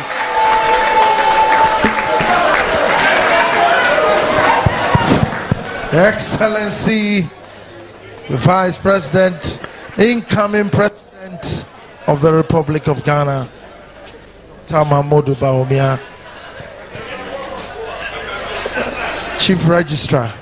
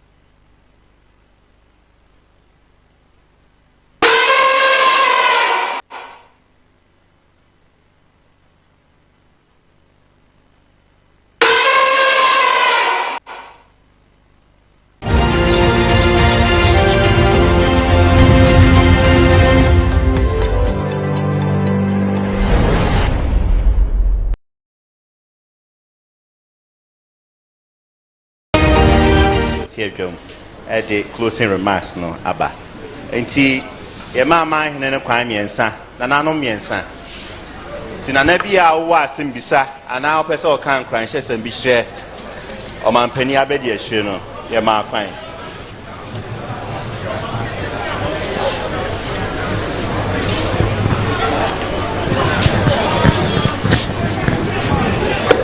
ti Mr. Mo man na pese o kasa no apegya on sane de okay na dansen ne yo da several we dey not try kwai na mabusa question yes we ma hanye di mai so man kwai okay yo na mpacha adansen hene ni Vice President e beda wase na yada yankopon so ase se wayi wa mai na nanom regional ho na mabusa question back and say yina nim say yeko Wikipedia define mineral royalties let me quote as payments made by one party to another that owns a particular asset. Now the name say minerals and timber royalties 1992 constitution unfortunately by you know wabeje royalties no aka abansika ana wo mayen fia bi ba about 10% na 10% no de amaye no wasachi chem di bi ma stu lands efeso ti de beba ba kensa no eye kitwa bi na se yeni ayasase yen no royalties nyina no esa bi ho na 1992 constitution ye revolutionary government inti ye ntumi anka ho hwe government de nimu a wo ba bia no se yo ba bia to go do bia no wo mo tax inti se royalties no asase wura dia adentina aban so sa beji ka ho na hia no so sa de ma ye no was that the move 55% ekoma assembly na chese ye no nananom ayasase mo abaji sika ni nyina akọ 10% no mo de ma ye no so no mo sa de move 55 akoma assembly na ye no mote hia ma ye we oban bia ni ho asade we koso aje bia Ghana because revolutionary government it tanyame boawo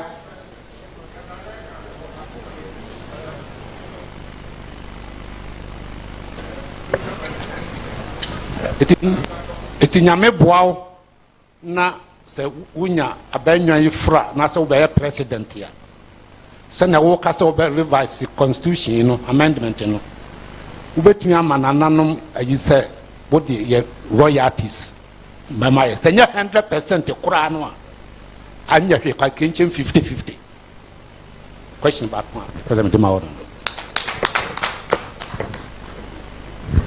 Pacho ye beteki ensemisani nyina wi ansana omampani abedi akire ya no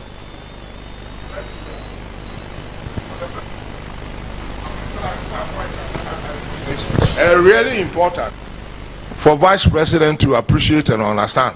Article 267 is something a National House of Chiefs. We spent about 2 solid weeks. Time one was a proposal for so-called Constitutional Review Commission and whatnot. Some of us did not sleep. Myself and my senior SKB Ashanti in Accra and etc.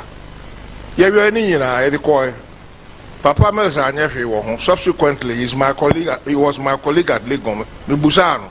Lonitro catcher me cheekily in civil servants namping manual. Take a quantum of the Sikaya Base Mampom, Mistu lands. Nyanane and a mere laboratory for you to appreciate it. First of all, let's say 40,000 per annual. Namenya from Mistu lands at the revenue. They start with 100%. Now, administrator of stool land, no constitutional save 10% of it. One find the working administrative costs, etc. and so on. 90%. Out of the 90%, the government of 100%. Now, where you mampon any mampon for at the end in kingdoms, villages, etc. 55% by a horn. And also, what you there's a 90% akano. Now watch it, what in 55% to my municipal assembly or district assembly. Ostensibly our constitution, we share the older type and thicker, so many chapters we mono. Over outline one there, we don't know as usual, civil servant with their enormous power. One more whittly down on the outline, but the original ones about people like us were part and parcel of it. No, it was a stipulation in it. Maybe 55% Yajediama assembly no ostensibly as we use it for developmental purposes within Mampon traditional kingdom. Sanya stipulated war are the thick volumes nearby and originally. Outline one edition of bottom nim. Then what happens in practice? Yenny knows, we follow it up and check up. Of the record, your pouch on Anagana at the end so-called common fund and it's 55 a different one. One more claims say but then normally are the so equivalent to the common fund and normally expenditure what not BBR. In fact, in development, I'm citing it as an example. And in there's a lot of in-depth at the grumble and complain in it. Now the account 55%, yet free 90 anymore. The account, then the president of the traditional area, that is the Omahene. One near man equivalent of 25% of that remainder of after deduction of the 55%, Then the traditional council, 20%. Make last man there that is the first portion of Abba from administrator of stool land. Media was 5,000 plus.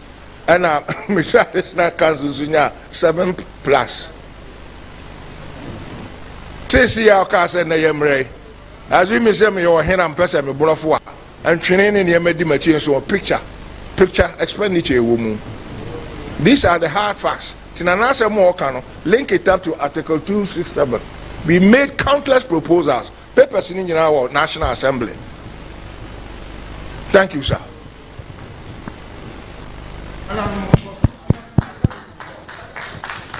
Nana, and say, Missa. Okay, Nana offense on here. President, Vice President Akasa, Edenase. Na adia eha Ghana pa bako. Osha Ghana ekuyafuo ena ekukuru omayi eso omayi mu. Nanso so ekuyafuo yenso yemu kra ewo mu se Farmers Day was not the mwa yenkra. The intra make can say and say wohwe offenso eye ekuafo kuya ne ye no ho predominantly nanso so ye nipa no fa mrema no fa jemu enam niema mienu ya ekoso middlemen ya ye to emfudie efri nkurase no wo mu take greater part sika no ko no ho enkwa ekuafo no ho yankwada no fa dwane ko Ivory Coast ko yentosi ko yenniema ko yejene ko yenniema bebrebe adentra chese sika na obenya fra asase ni mu no ayaketo abi middleman no awoba no wode ne nan na prepare no wono ba price nesenka abanyinara ediani ehwe said the Ivory Coast for ye bie na nso ye ya any say SSS ye call weighing system. See a call weighing system where you could weigh a free farmer no wa.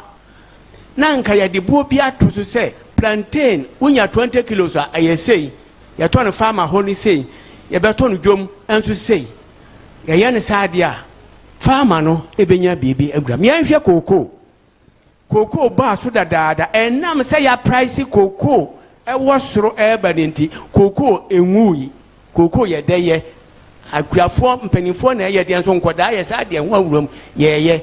Nentosi ni Jane and any man, I can't hold a yearning cross and a young way no.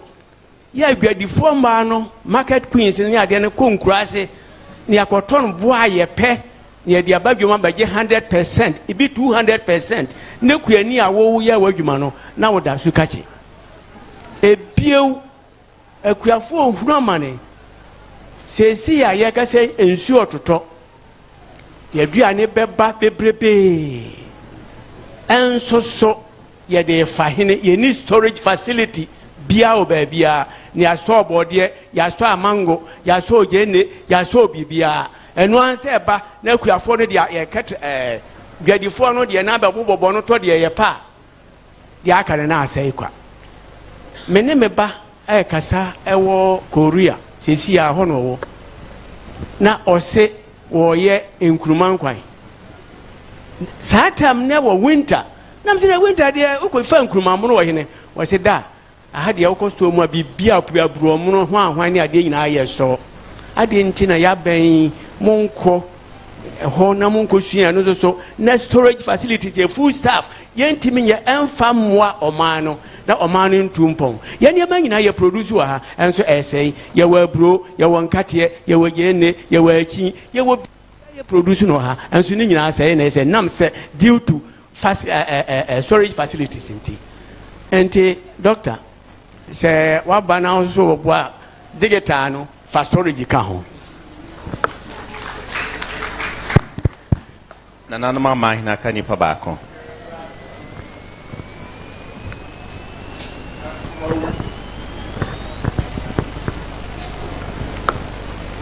Yo, that's with your permission. Did you come at that Vice President Tashi? Say, what you need to a Regional House of Chiefs. No matter about Nabaso, you may dear Cassia, a NPP about the Ashanti. My question here about Cope. And I'm to any campaign trail. It is okay before reducing powers of the president. Say Obaba yo mampenia. Obaba now addresses our issue. Say to me a presidents na ne wo mo na ne so dodo. Timinim steps obe take ya. Obe to me reduces our powers of the president.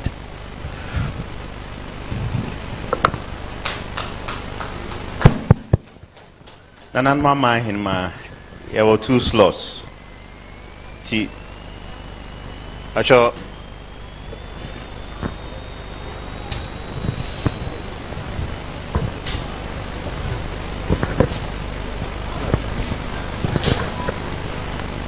Yere sinema na mampo hene mbo mu asichia mo nanan mama hima amahene menu an mama hima yehia mo ha Yera Bawumia ene ne mpanyimfo amanyofo ne media houses na madaroma me question na me bisa Yera Bawumia ne se mpacho me de na de nyase hima na na de twa aboni otosumensa de nyase mahima na wadaroma medase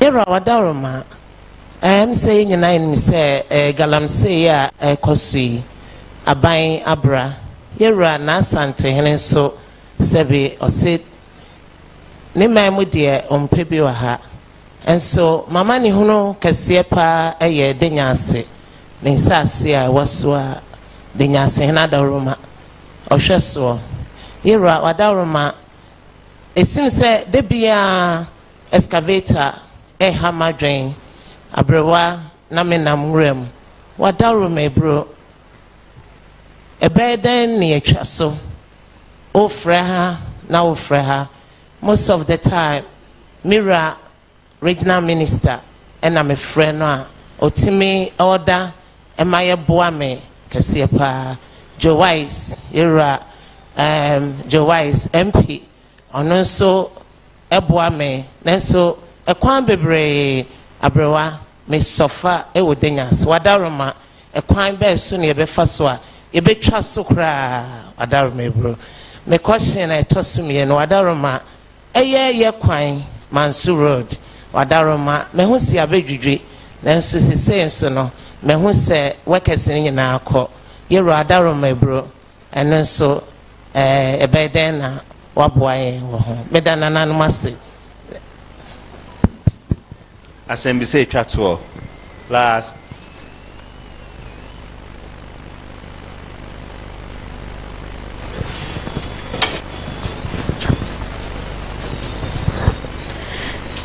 Nana kuna madam pon toso miensa mpasa so mahima Nana wadaroma me bu mu asechia Mira ye mamu nyina akwa abanso Esrewa wadaroma eye tax system na okaye no na me pese me bisa say abaye adwumayefo because ye na ye concentrated people are almost every day bia no Upe before I am background near the Kayat tax no. Mr. Wadaroma say a basamo ye who be beer. Eya Moon Quaya Mubefaswa Mubeye na yen so ye who a relieve ye kakra. A beer monso so NPP a party a day in Yakuma supa na a beda Yakuma so bra Yera. Kufuado ewoso said they will see farmer ye health workers ye ni ejima yetimu ye de yes wadaroma bring back ye duty free car no na ewo na yeja at least anya hwekura na yankofo bebre agibosia etukwan edwane ko enso so ye de yedia yewom yeda so ye adwuma so incentive nkakra bi ha ema ni agi adwuma no ho no mesel wadaroma motwam fabra ema ye ebiem so na me ka aka mekwan empasa so mesem me pacho mankran so free enfensi ba kosi o mane mankran so ekwa di kosi me krom ekwan ni mu bia ni honom a eye mesrew adaroma ahafo ano hwe homa ye na ahafo ano ntimi peja kakra ne kro kwan nya e kro ni din kra obi ba o ze e wo he mesrew a ene Ebema His Excellency Kwana Oyi Ninginano.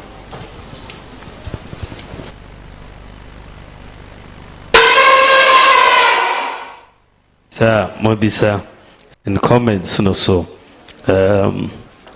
Let's say on the issue of royalties, no. Nena, da sebreso chirichirimu ye. As far as Articles 267 of the 1992 Constitution, we said the royalties no konoa kirese insisi bi wo kakra enti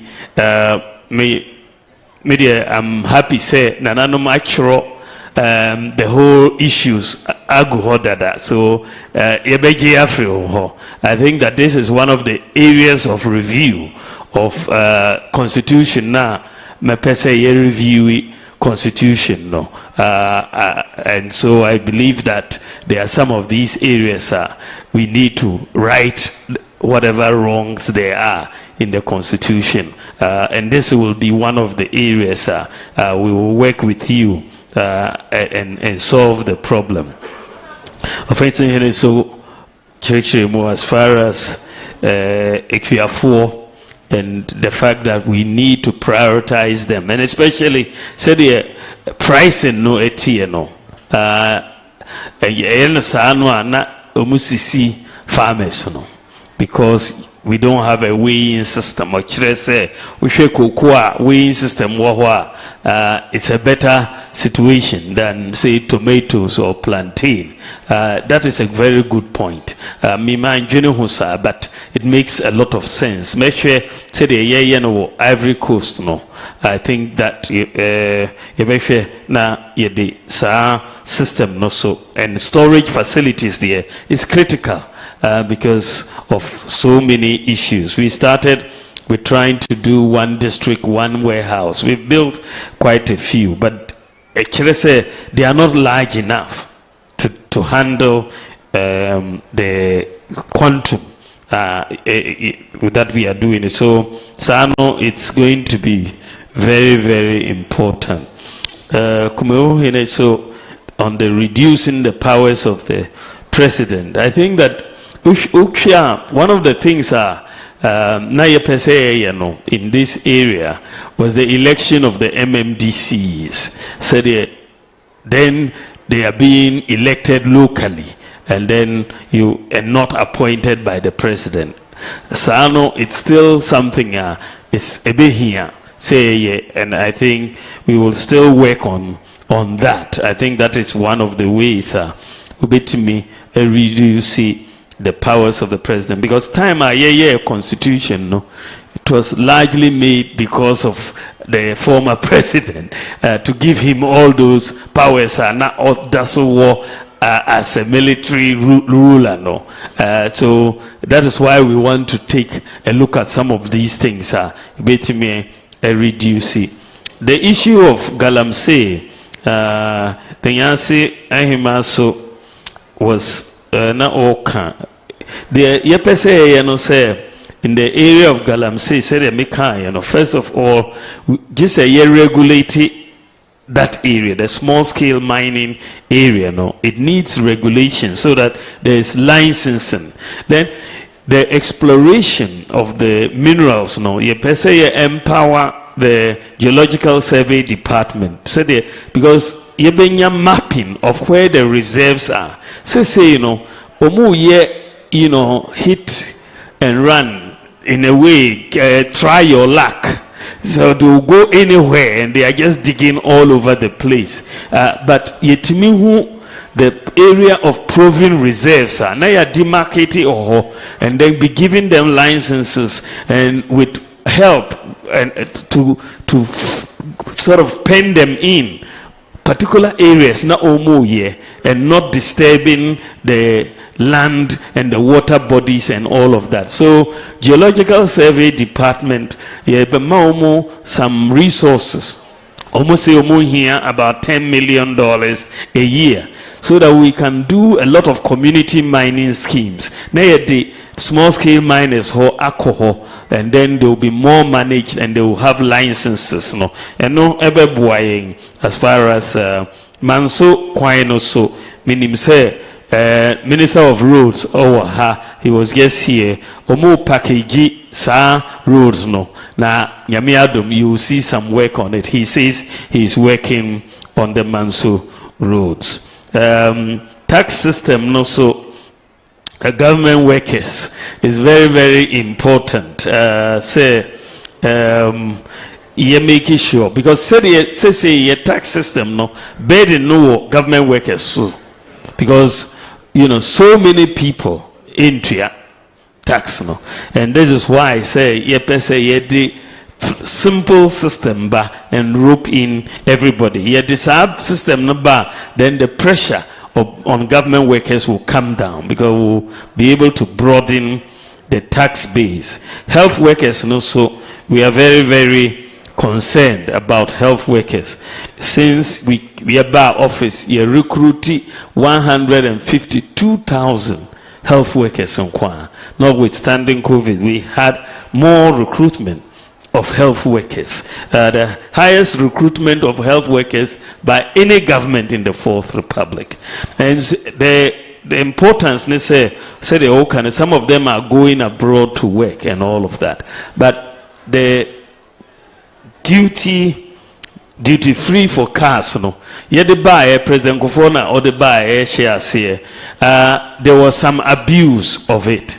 But say yako digital, no.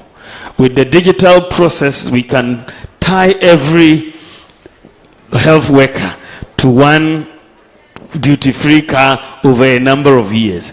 With that digitalization, and my country health workers, that we are going to bring back the duty-free for the cars, no, for the health workers, because we can monitor now the abuse that happened with digital technology. Now we make sure it doesn't happen again. These are the Mpasaso Kwino, many road minister will talk about it, and I'll see what he tells you. Madam Ase, Yamishira Munina.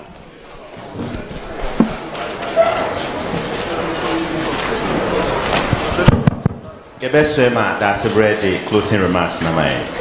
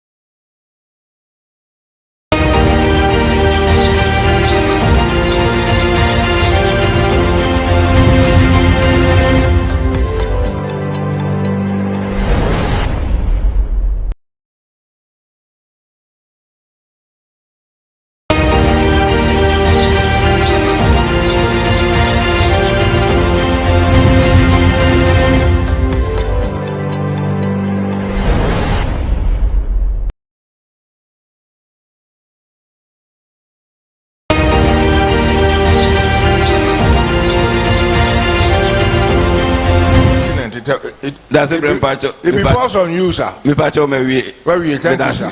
Yo.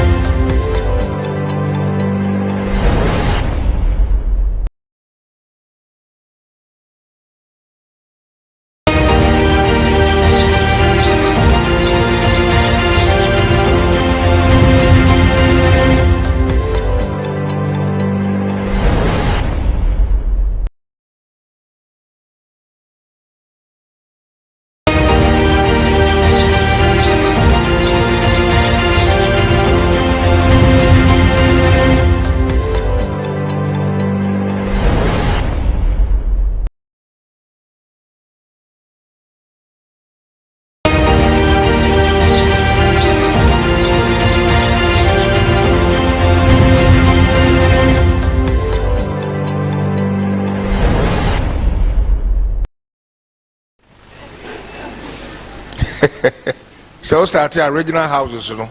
It is important. Pacho say, oh, just tap the shoulders of our regional minister. Is he what the better? No. I don't know the house. There person busa ask a question. And sign my commission brain so I don't know who was all respond to it. But regional minister only respond to it. Mobile then am I? It was a swimming in January no ani ayere no ne ekutano. That's it, me pa to ama inkakum. Ama inkakum nti watro. That's it, Mr. Niji, Vice President, I say wama inkakum. Nti watro. January no ya swimming me na near Sano. With triple asterisk. Na moment Manuel. Thank you, sir. Now the summary my Jordano, thank God you've literally answered most of them in detail. Railway assembly can be easy because railway assembly important say tomorrow from secondary Takoradi Cape Coast near the Tema de Enaba. Now Boan Kranoa. Udi will start yen kofo na watu aso to railway no aka ho asem da na de ba ko ewo mu aye ni je ho ne se with the privatization private companies ni ema bebam ni aboa a good idea okọ America ni ema ni London a fan railways ni from here to here ni nyina private companies there that state ni control wo mu timpacha we da ase.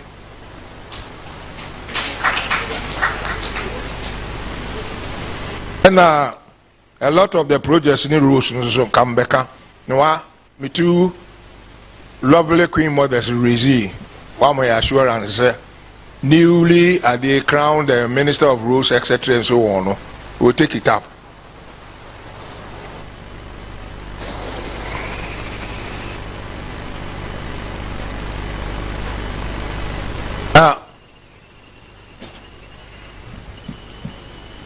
And there back so far,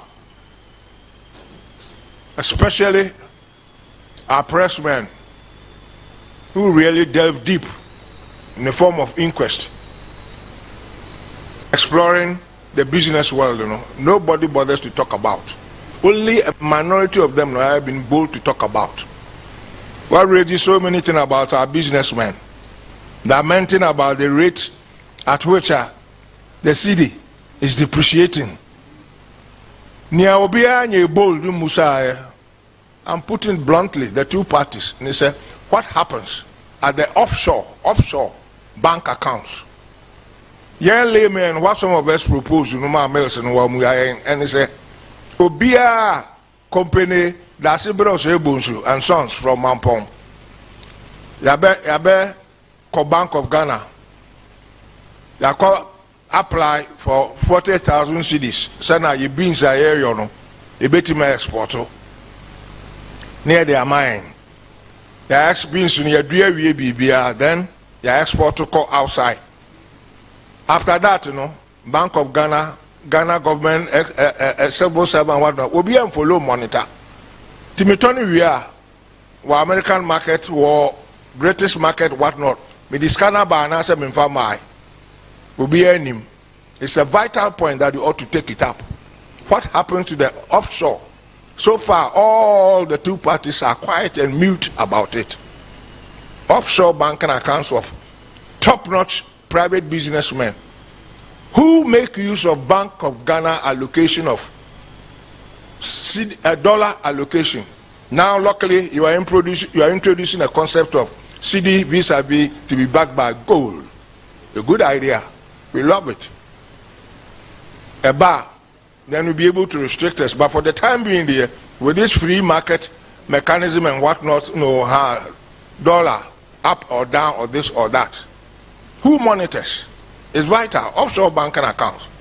To us, you know, laymen who are walking around, non-businessmen, if I got 40,000 this month or by the end of the year, third quarterly, Bank of Ghana are slotted 40,000 for me to enable me my beans or whatnot, tomatoes to export, you know. Yes, me export we are monitor and follow up whether I bring portion of it here. It's important, please. All of you are silent on it. The only thing we hear is scholarship students, whatnot, who are lamenting in Morocco, whatnot. We want the businessmen also, we should follow up and see what happens to the distribution and apportionment of the dollars after exportation of indigenous products. Thank you, sir. The last one is the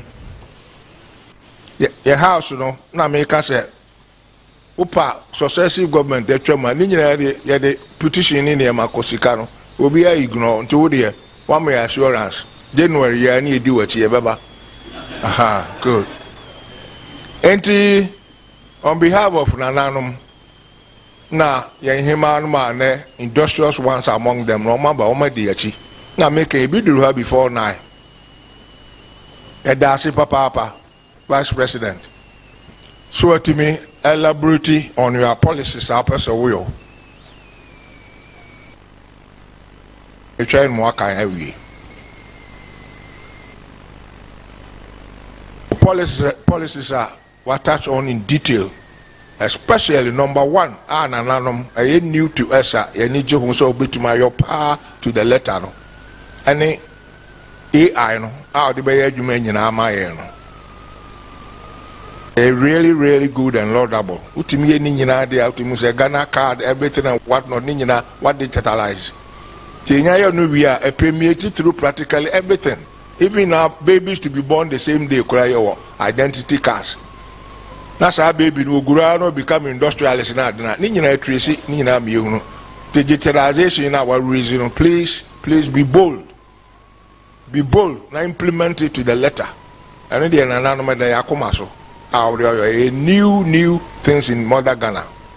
Tiada wasipi. He says here na metimaka and say ye nyina adwuna ho ebusa otwedi ampon. Se won tawachi na wa botaa bia de asi okokoso no anim bia no otwedi ampon moa na enyeye. Tinananom nhema ene henenom yeda wase. Na otumfo so ba ebe mana tibibia na ekọ so wa ha. Ansa na wahia no ukuyada. Timina na no mom nsam ni mfa nya no kwan.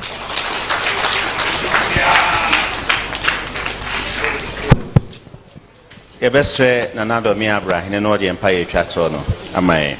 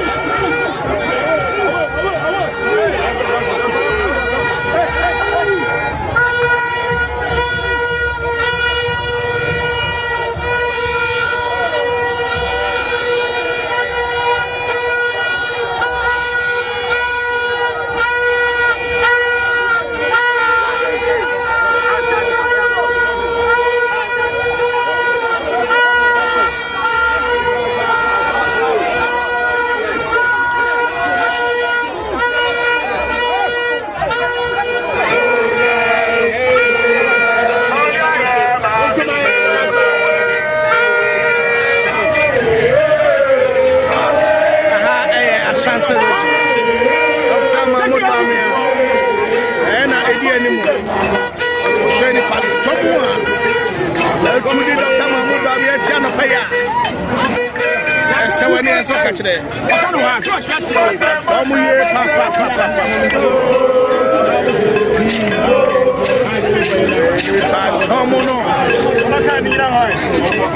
Abu again and Chassis on the page. In Ashanti Region, led by Dr. Mahmoud Bawumia.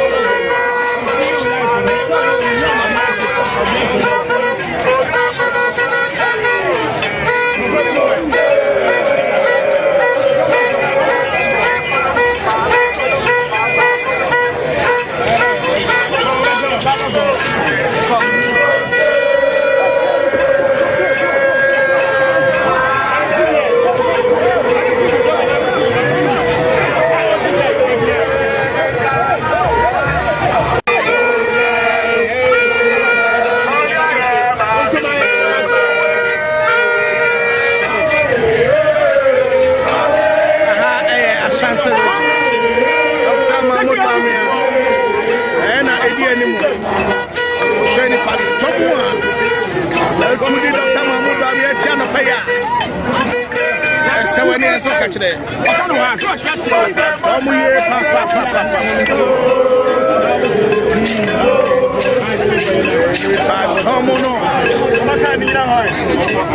Abu again and Chassis on the page.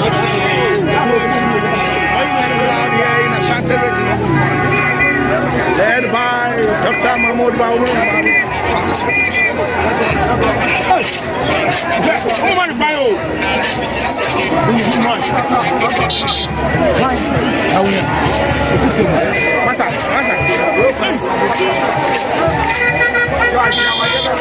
Sit down.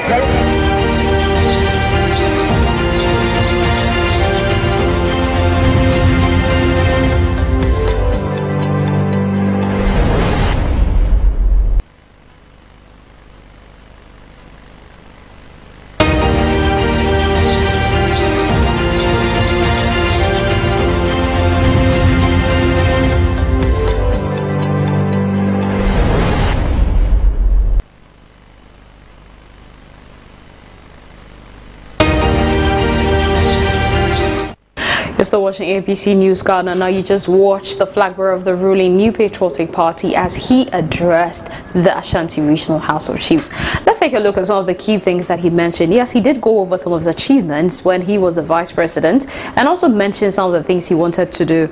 I believe that we're actually familiar with most of the things he's been talking about, but he mentioned the fact that he's going to cut import duty, to be lower of that of Togo, or we're going to be at the same rate because we're never going to be higher than that of Togo. This, he said, is going to actually curb when it comes to smuggling, people who smuggle through Togo. So that's what he wants to do. He calls it the flat tax import duty. For him, he believes that it's actually quite difficult because people are actually unable to predict how much they're going to pay. You order for a 24 to a 40 footer container. By the time it gets to the port, you estimate to pay this amount, but then when it gets there, you're actually paying something that's way out of your budget. So to curb that lack of predictability, he's going to implement a flat rate for the import duty.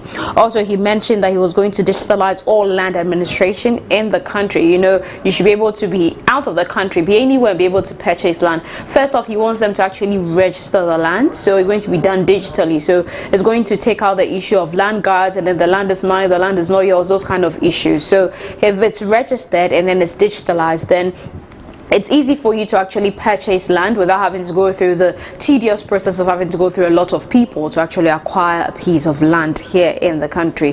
He also mentioned that he actually was able to initiate the Ghana card digitalization of the identification. So with the Ghana card, we've been able to actually save some amount of money because the Ghana card was able to help them take out ghost worker names both at the National Service Scheme and also at SNID. So they were able to actually track 29,000 ghost pensioners by using the Ghana card, and then we saved over $300 million. Also for the SNID, they were able to save over $400 million. So you combine that, that's like $700 million, and for him this is a great achievement that we've been able to do because of the Ghana card. Now he also says that he's going to introduce a flat tax system. This is different from the flat import duty rate. The flat tax is basically for tax, you know, your general tax that people pay, and before he actually initiates that, he's going to grant a tax amnesty from 2025. So everybody starts on a clean slate, zero. Everybody starts from zero, and then he's going to initiate the flat tax rate, which is just if it's 10%, if it's 20%, 8% of your salary or whatever it is you're earning or how much your business is making, that's the amount you're going to pay. That makes it keeps it at a fixed price. This was inspired by his visit and then his research also on the country of Estonia, which he believes is one of the countries that have one of the best tax systems in the world. He also said he's going to grant every business a tax amnesty. Now he's going to introduce a flat rate that's for the import duty. The key thing he added here this time though is that it's going to be in cities. We've heard him say this to almost, every region he stepped in, he's actually spoken about it. But today, particularly, he mentioned that respect for the city is going to start from the home turf. It's going to start from here. So one thing he's going to do, that when it comes to the import duty, the flat tax, the payment is going to be in cities, not in dollars. This, he believes, is going to strengthen the city and actually push us somewhere better when it comes to the fiscal skill. Now, he also said that when he's elected as president, he's going to train 1 million youth in digital skills, well, including dropouts, Kayaye, different. He's just listed that he's going to actually create jobs, employment. He's going to train them in digital skills. Now, he also said that with the help of digitalization, he's going to introduce what he calls the credit system in Ghana. Now, most people are familiar with this when you're in the Western world, the Europes and the rest, but here is not something that we have here. So he actually wants to create it, and the credit system for him works in such a way that you can actually purchase things and then you actually get to pay later on. Once they have your address, your details, everything, an amount is deducted, or you pay at a certain period of time. But over here, if I use the example that he gives, is that if a teacher is earning this amount of money, that's the only amount of money she can spend. She's not able to actually purchase something that falls out of that range or can't spend more than that. So he actually wants to set up a credit scheme here, which he believes is going to actually help most of the businesses, most of the young ones, the entrepreneurs here in the country.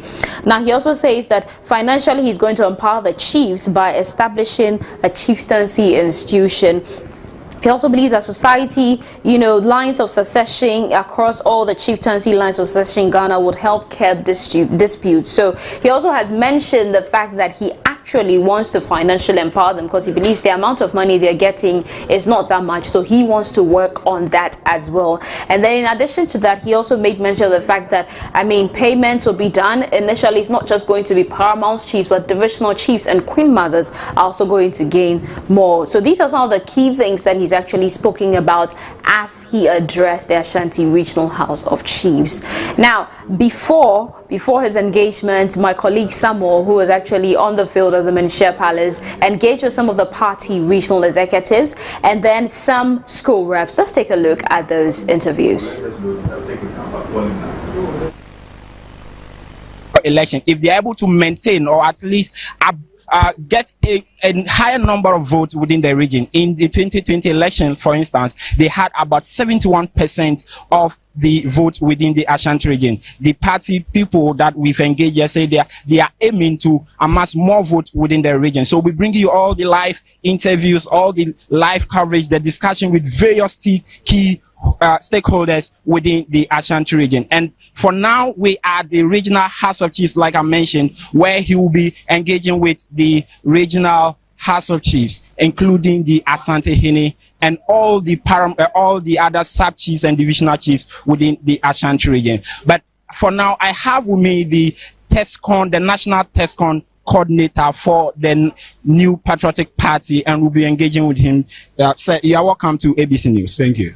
All right, so let's look at the tour of the Ashanti region. The Vice President touched base in the region here today. I know it's early days yet, but what would you say the momentum has been, especially among the youth, because you represent the youth of the party?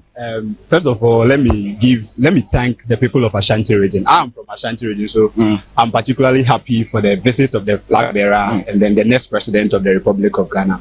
I don't know if you followed what transpired in the morning, right from Atenga Junction to True Vine. About 1,500 young men and women came out of their rooms to join the vice president walk right from Atenga Junction to True Vine. And in fact, I was so much enthused, and the passion, the zeal that was exhibited by the people of Ashanti region gave me that confidence that I was anticipating a 72-75% vote margin in Ashanti region. But what I saw this morning has really increased my confidence, and I know that the NPP we are going to get nothing less than 75-80% in the coming election. Now you've touched on the votes that you are aiming to amass within the Ashanti region. Now, if you look at the dynamics, now in 2020 you had 71.08% of the votes, which was about a 3-point drop from the 2016 election. But you look at what has happened since the 2020 elections. You've had breakaways from the party from the Ashanti region. You've had Alan Chamantin, who is a key member of the party from this region, break away from the party. And sure, it is a constant that he will pull some of the vote from the party. You had even in the Ejiso by-election another breakaway going for an independent candidate. How sure are you that with all these sort of disunity within the party that you can still amass about the percentage you are mentioning? I think one thing that you don't know about the New Patriotic Party as it stands now is we are a very united front. Alan Chairman-Ten and the breakaways you are talking about. Yes, Alan is he has been a key member of the party. He left with some people who have realized, I don't know if you've also taken your time to note that about 6,000 of them who were with him proud to, I think the Jesuba elections came out, told us that they've realized that the NPP is their home and now they are back. But even that, the key men are still following him. Let me land. All right. And then aside that, you know, the main factor that is going to urge the people of Ashanti to come out to vote massively for us in 2024 come December is the infrastructure and the developmental projects, the legacy that has been laid down by Nana Addo Dankwa Akufo-Addo and Dr. Mahmoud Bawumia. You mentioned a point which is unprecedented. You know, like I said, I am from this region. I run my day-to-day activities from this region, even as the National TESCON coordinator. So I'm abreast with whatever developmental projects that goes on. I can mention a few of the projects that are landmark projects that are yet to be completed. We have the Siami interchange yet to be completed. But you can also bear with me that it is being done. It's yet to be completed. It's yet to be, but it is being done. We have the KJTR market, which is being done, and it is yet to be completed. So the fact I want you and I to establish is that it is ongoing, isn't it? Yeah. Is it ongoing or not? 8 years. I'm coming. You had 8 years to complete this project, especially within your stronghold. This is your stronghold. We are not talking about another region. This is the Ashanti region, and this project means a lot to the people. And they've given you their support all this while. And within the 8 years, you were not able to complete this project. What is the assurance that they will come in their numbers to vote for you for another 4 years? Are you telling me that the airport, the Kumasi International Airport that we commissioned, is it important to the people of Ashanti? It is. Are you telling me that the over 5,000 kilometers of road that has been done in Ashanti region alone isn't important to the people of Ashanti? Are you telling me that the over 35 hospitals that is being built across the length and breadth of this region is not important to the people of Ashanti region? So are you telling me that the schools that has been built in this region is not important to the people of this region? Have you been to Bosomtwe of late? Go to Bosomtwe and see the STEM school. That is the Bosomtwe Girls STEM school. I understand. No. Let me tell you. You see, the two projects that you were talking about, they are important to the people of Ashanti. But the people of Ashanti will tell you that they've got the two projects you are also talking about. You know, let me tell you this. You see, you applied the Kumasi Accra road. Yes, I applied that road. And you've seen that if for nothing at all, you've seen the dualization of that road, some part of the road. So Your point well made. Your point is well made. You are confident. You are confident. You are no. Let me take it right. You are confident that the NPP will amass about 75 to 75% of the vote. Now let's come to another key factor, which is youth unemployment. Your party has been drumming it home that they've employed about 2.1 million Ghanaian youth since 2017 till now. But you will still agree with me that there's still a vast number of people who are unemployed, and especially within the Ashanti region. What is the party doing to tackle these problems so that you have the vote you want in the coming election? Let's start from where we were, how far we've gone, and where we're going to. You know, I'm a national TESCON coordinator, so I deal with students a lot. I the nursing training people, the teacher trainees, and then the university people. You know, before Nana Akufo-Addo and Dr. Mahmoud Bawumia came into government, we had a chunk of nurses and midwives from 2013, 2014, 2015, 2016 year batches who were all in the house. As I'm speaking to you now, the government has been able to absorb all of them from 2013 up to 2020. They are all employed now.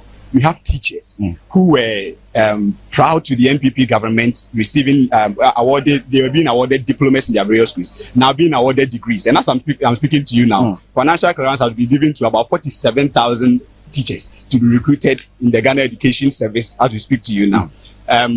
Forget about the education, the security services, i.e. the immigration, the fire services, the police services, what have you. Now, we have, even in the Ministry of Lands and Natural Resources alone, that is what I am, for the data I have from the Ministry of Labour Relations and Employment, have recruited about 1,500 young men and women, even from Ashanti Region alone. From Ashanti Region alone. What that tells you is that if I'm a youth here, right, based on what this government has been able to do, if I'm to bet between the NPP and the NDC, which of them is going to give me a life? Which of them I have a bright future with? I will stick to the NPP because at least they have a track record. They've done something for me. They've done something for my kids. Forget about the 1.2 million young men and women who have been enrolled in free SHS. That is just something that we don't even want to touch. So these and many more are the reasons why. Employment, as you say, if you check the unemployment rate between 2016 and now, if you're a statistician, you will know that it was around 15.9 in 2016. As I'm speaking to you now, it's around 10.9%. Even with the COVID, which is still a bigger number. Which is still a big number relative to what we inherited. We've done better. Even with what we have, the Ghanaian people, the Ghanaian voters trusted you because you said you could solve the problems. They trusted the NPP because you said you could solve the problem. You said you could solve the unemployment problem. But since they've given you the nod, since 2016, 2020, they've given you another nod. We are still experiencing the pyramid or the unemployment situation. The situation is still yet unsolved. Yes, we understand that you have employed some nurses, you have employed some teachers, you have employed some miners, some civil servants, and all of that. But there's a large chunk of the Ghanaian voters, there's a large chunk of the youth which you represent who are yet unemployed. Do you agree with that? I agree. And you also agree that there have been a lot of employment under this government. Like you said, you also agree. That's why I'm telling you that. So if we are to compare, if government A was able to employ 2,000, government A was able to employ 2,000 young men and women, and the NPP from 2017 up to today has been able to recruit the 2.1 million you said. That's not substantiated yet. I'm mentioning it because that is a figure. I'm mentioning because that's the figure the vice president and even the president has been mentioning. The president mentioned it, the vice president mentioned it, which means it is a document. That is a document from the hands out of parliament that is being said by the president. And so let me make a point. In 7 years, we've been able to recruit 2.1 million young men and women, which is yet to be substantiated. If the president can't lie to the people of Ghana, because as long as it is a recorded, former Senate boss produced said that the president said that they have registered about 600,000 self-employed people who have registered onto the Senate, onto Senate.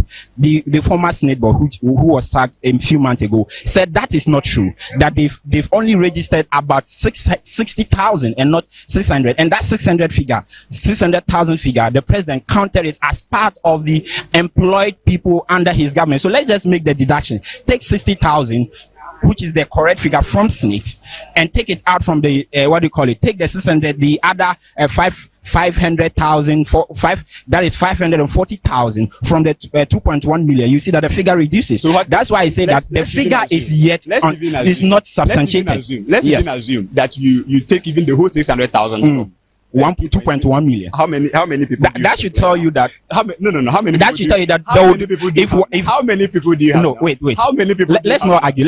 If there's a mistake in the figure, let's correct it and move forward. Now let's move forward.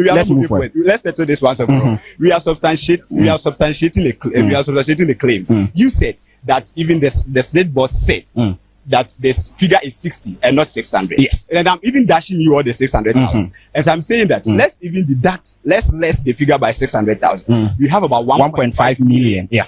Right. Within 8 years. Within 8 years. And between 2012 to 2016, between 2009 and 2016, the figure from the Ministry of Labor Relations and Employment tells you and I that not even up to 200,000 young men and women were recruited in the public service. So if I have done 1.5 in 8 years and somebody did less than 200,000 in 8 years, who am I going to bank my hopes in? That is what we are talking about. Elections are about comparisons, are about parties, policies that is going to affect directly the people of the country, and that is where we are now. So and that is why the people of Ashanti there is sentiment out there that the people of the Ashanti region will show voter apathy come December 7th. You said there is sentiment. Yes, do you have a proof?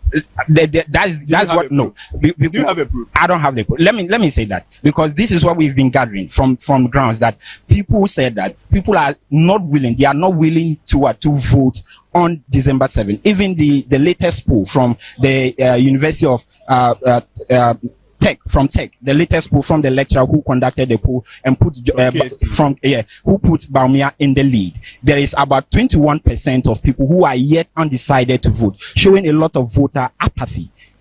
How confident, and what is your party doing to erase this, even in your stronghold? Because if voter apathy occurs in the Ashanti region, it's going to be a very big problem for your party. The 21% you mentioned has got nothing to do with voter apathy. He said they were undecided. The undecided and voter apathy are two different things altogether, just to clarify that. But there was a poll of a sample size of 60,000, and 23% of that says they are undecided. What that tells you and I is that we have a lot of work to do, and what we have to do is to continuously tell the people of the Ashanti region the good works the NPP has done, the good works we continue to do for them, and why they should vote for us come 2024. I think Ashanti region has always been a grateful region to the NPP, and that is why whenever the NPP is in government, whatever that we also have to do for the people of Ashanti, for them to see that we don't just by lips say they are our world bank, but we also prioritize them. We do.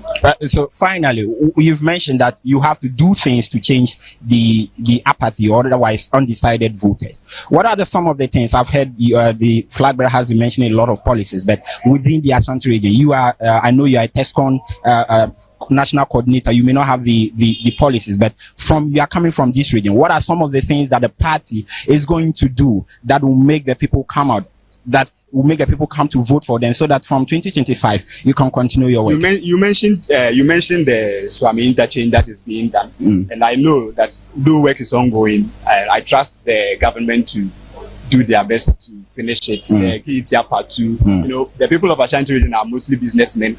That is why the government takes pride in making sure that the phase 2 of the Kumasi Central Market is also done. The Boankra Inland Port, that is ongoing. These are landmark projects that the people of Ashanti are looking out for, and that is why the government is also committed to making sure it is done before the elections come 7 December. All right, thank you. So that is the TESCON coordinator for the New Patriotic Party here at the Manshia Palace. We are still awaiting the arrival of Dr. Mahmoud Bawumia here to engage with the Ashanti Regional House of Chiefs. And as I mentioned earlier, we're giving you all the live interviews. This is just one of them as the party big men, as the big wigs of the NPP and within the Ashanti region comes in their number. We would get all the interviews for you. We'll be engaging with all of them and give you all the live discussion between the Vice President and flag bearer of the party and the Regional House of Chiefs, including the Asante Hene himself.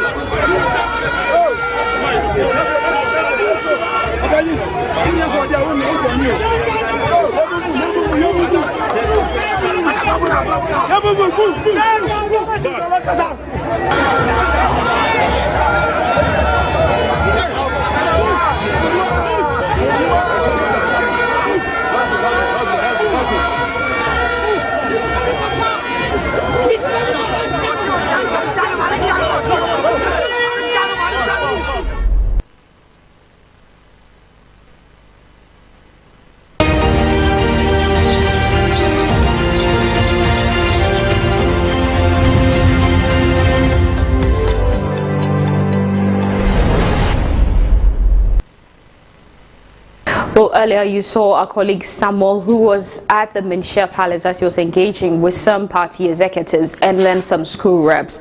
Well, later you also saw the walk which happened this morning on the Ahoncho Street in Kumasi. Now let's take a look at his itinerary for the day. So earlier he met with the regional executives, and then also he actually engaged with the senior national team, which is the Black Stars, at the Subin Stadium. He also paid a courtesy call, who we just witnessed, on the Ashanti Regional House of Chiefs at the Menchia Palace. He's going to meet with the clergy, and then he'll also be meeting with the imams at the Central Mosque at Sawase.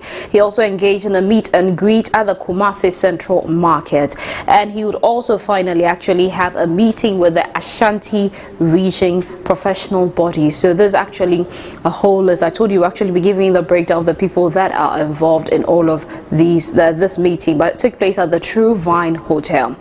We're moving on to look at the importance of the Ashanti region. Let's look at, the performance trend for them. How important is the Ashanti region to the NPP? How important it is for them for this coming elections? Because take note, they're actually looking to get 80% for the 2024 election. So let's just take a look at their regional performance trend. We're taking a look at the presidential election results from 2016 to 2020, like we always do. So in 2016, you realize that NPP actually had 1,606,949 votes. 1,646,949 votes. And fast forward to 2020, which was his last elections, they actually got 1,793,629 votes. 1,793,629 votes. And that put them, above the percentage margin. They literally had, you rounded up to 72%, while the opposition NDC in 2016 actually had 497,242 votes, and in 2020 they actually had 652,962 votes. Definitely nowhere near close to bridging that gap when it comes to the Ashanti region. Now, if you move and look at the performance trend for the Ashanti region from 1996 to 2020, which was the last elections we had, you had NPP. Now NPP is the blue line and NDC is the green line. So NPP in 1996 actually had 65.8% in the Ashanti region. Now fast forward to 2000, they moved up to 74.8%, and then they went up again to 77% in 2004. In 2008, they dropped to 72.5%, and then in 2012 they came down further to 70.9%. In 2016, they shot up from 70.9 to 76.3%, and then they came down in the last election to 72.8%. Now the NDC, on the other hand, from 1996, they had 32.8%. Then it dropped from 32.8 to 22.5% in 2000, and then in 2004 it dropped down from 22 to 21.8, and then it actually shot up in 2008 to 26%. In 2012 it moved to 28.4%, then it dropped in 2016 to 23%, and then moved up in 2020 to 26.5%.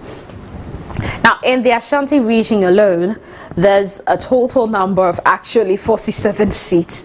So if you actually look at it, in the 2016 election, now the NPP had 44 seats and the NDC had just 3.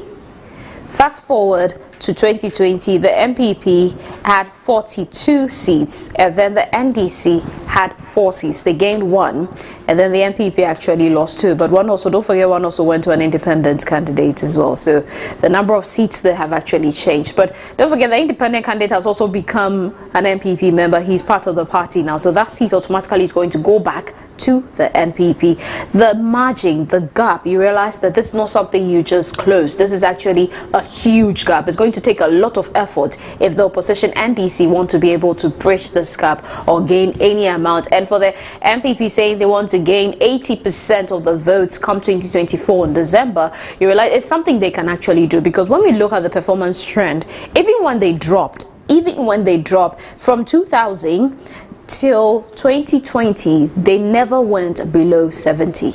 It was only in 1996 that they started at 65.8, and then they shot up to the 70s. And from that time, from 2000, 2004, 2008, 2012, 2016 to 2020, they never went below the 70% margin. So definitely it is a major stronghold for the NPP. And if NDC wants to actually have a good chance of gaining something, they're going to have to put in a lot of effort. When we say a lot, we mean a lot, because the gap there, I mean, they've given them such a gap, and you can tell by today's welcome, the engagements he's had over there, the walk, the people, the enthusiasm, the placards, and all those things tell you how much love the people have for the party. And they're still actually inclined to vote for the party, because people thought, oh, probably it's not going to go that way, but from the look of things, it actually is going to go that way. Now, this is not the only thing we're going to look at. Something that is keying on the minds of people, question that has actually been bugging people, and people have been asking, when are you going to pick your running mate? When are you going to pick your running mate? Now, we have rumors coming from the Vineyard which says that he's actually going to declare running mates before he leaves the Ashanti region, because this is where he's actually concluding this phase of the campaign tour. He's actually dedicated 3 days straight, which started today. So with just 2 days left for him to actually move out and then end this phase, the first phase of this campaign tour. And the NPP running flag bearer has actually not declared who his running mate is. Is this a sound decision? Is this a strategy? Many believe that this is actually not right, because it's not going to aid them. By now, people should know who your running mate is. They should be able to know, okay, are we grilling this person? What are his pros? What are his cons? How is he going to aid your campaign? How is he going to help you gain more votes, the masses? But we don't have that. So is that a strategy the NPP are working with? Is that a deliberate reason why they haven't actually unveiled or revealed who the running mate of the flag bearer is? But with the rumors scrolling around, we have certain names that are actually running around, because it's like everybody's trying to speculate. It's going to be this, it's going to be that, it's going to be this, it's going to be that. Well, we actually have on the screen some of the names that have actually popped up as people who might be selected as running mates for the flag bearer. So first off, we have Dr. Matthew Opoku Prempeh Napo. He's popularly known by the people. Last time we mentioned to you, he was born on 23rd May 1968. Now, he hails from Pachi number 2 in the Ashanti region, and he's a Ghanaian medical doctor and a politician. He's also a member of the New Patriotic Party and a member of the Parliament for Minisha South constituency in the Ashanti region of Ghana. He's also the former Minister of Education, and he's popularly known as Napo. Now, he's currently the Minister of Energy. He is somebody whose name has been really picking at the top. He sits at the top when it comes to all the speculations, all the whispers. His name is at the top of the list for who we believe that the flag bearer is going to select, because they believe if he picks him, he's actually going to give him a winning hand. Looking at the number of people, the influence he carries, looking at where he comes from, the constituency he is representing, he's actually going to give the NPP a better chance at winning the election come December 7th. Now, the next person on the list, we have Esla Owusu Ekufu. Now, she was born on 20th October 1964. She also hails from Achimota in the eastern region of Ghana. She's a Ghanaian lawyer and a women's rights activist, a politician also who has been actively involved in politics and public service, representing Ablekuma West constituency. Now, she's currently the Minister of Communications and Digitalization. So, her name has also been turned around and churned around as somebody who is possible to be selected as the running mate for the flag bearer. The next person we have is Irene Natoshi Ado. Now, Irene was born in Osu, Accra, on 30th September 1970. She is also a Ghanaian politician and a lawyer. She's a former Deputy Minister of Foreign Affairs and a member of the Parliament for Tema West constituency. Now we have the next person who, for most, as you notice the trend, most of the people are all politicians. I mean, they have an active foot when it comes to politics. It's somebody who is an exception. We have Apostle Professor Kwejo Opoku Onyina. Now, Apostle Professor Kwejo Nimfo Opoku Onyina was born on July 22nd, 1954 in Eduman in the Ashanti region. Now, he's a Ghanaian theologian, a tele-evangelist, a composer, and the 5th chairman of the Church of Pentecost from 2008 to 2018. He founded the Pentecost International Worship Center, which is called the PIWC. It's a ministry of the Church of Pentecost in 1993. He's very popular. If you're aware, don't forget, Ghana is a Christian nation, and when it comes to, you have the Pentecostals command quite a large number.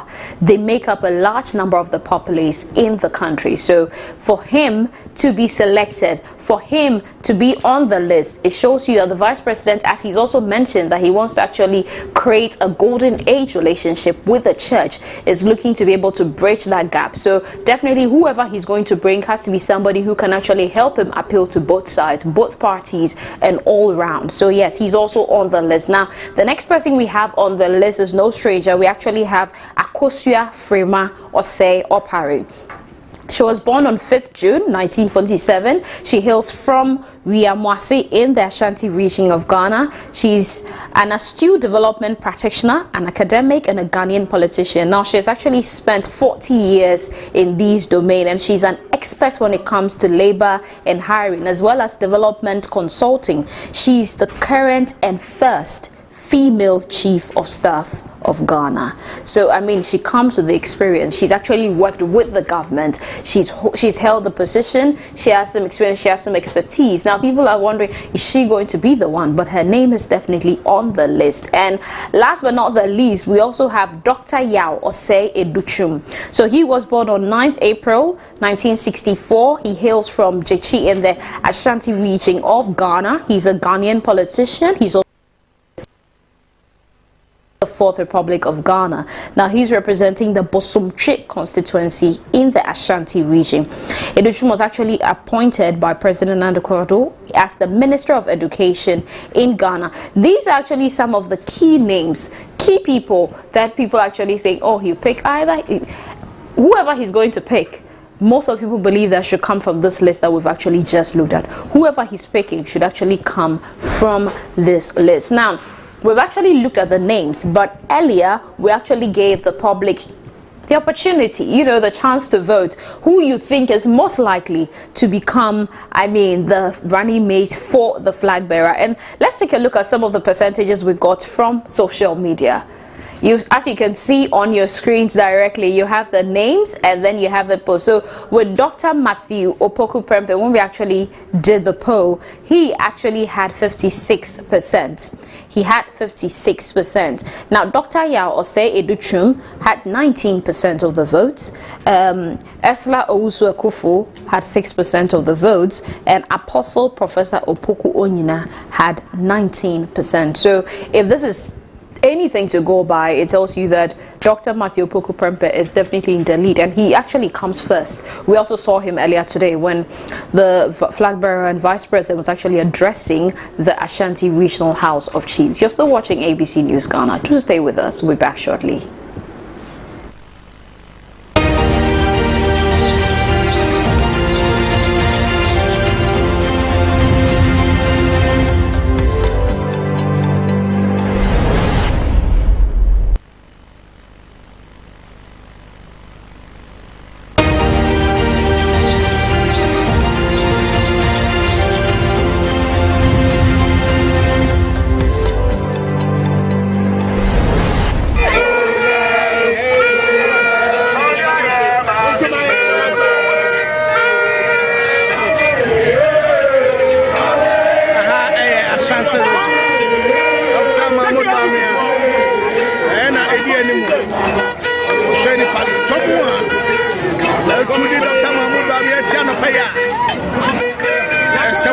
catch there. Come here, come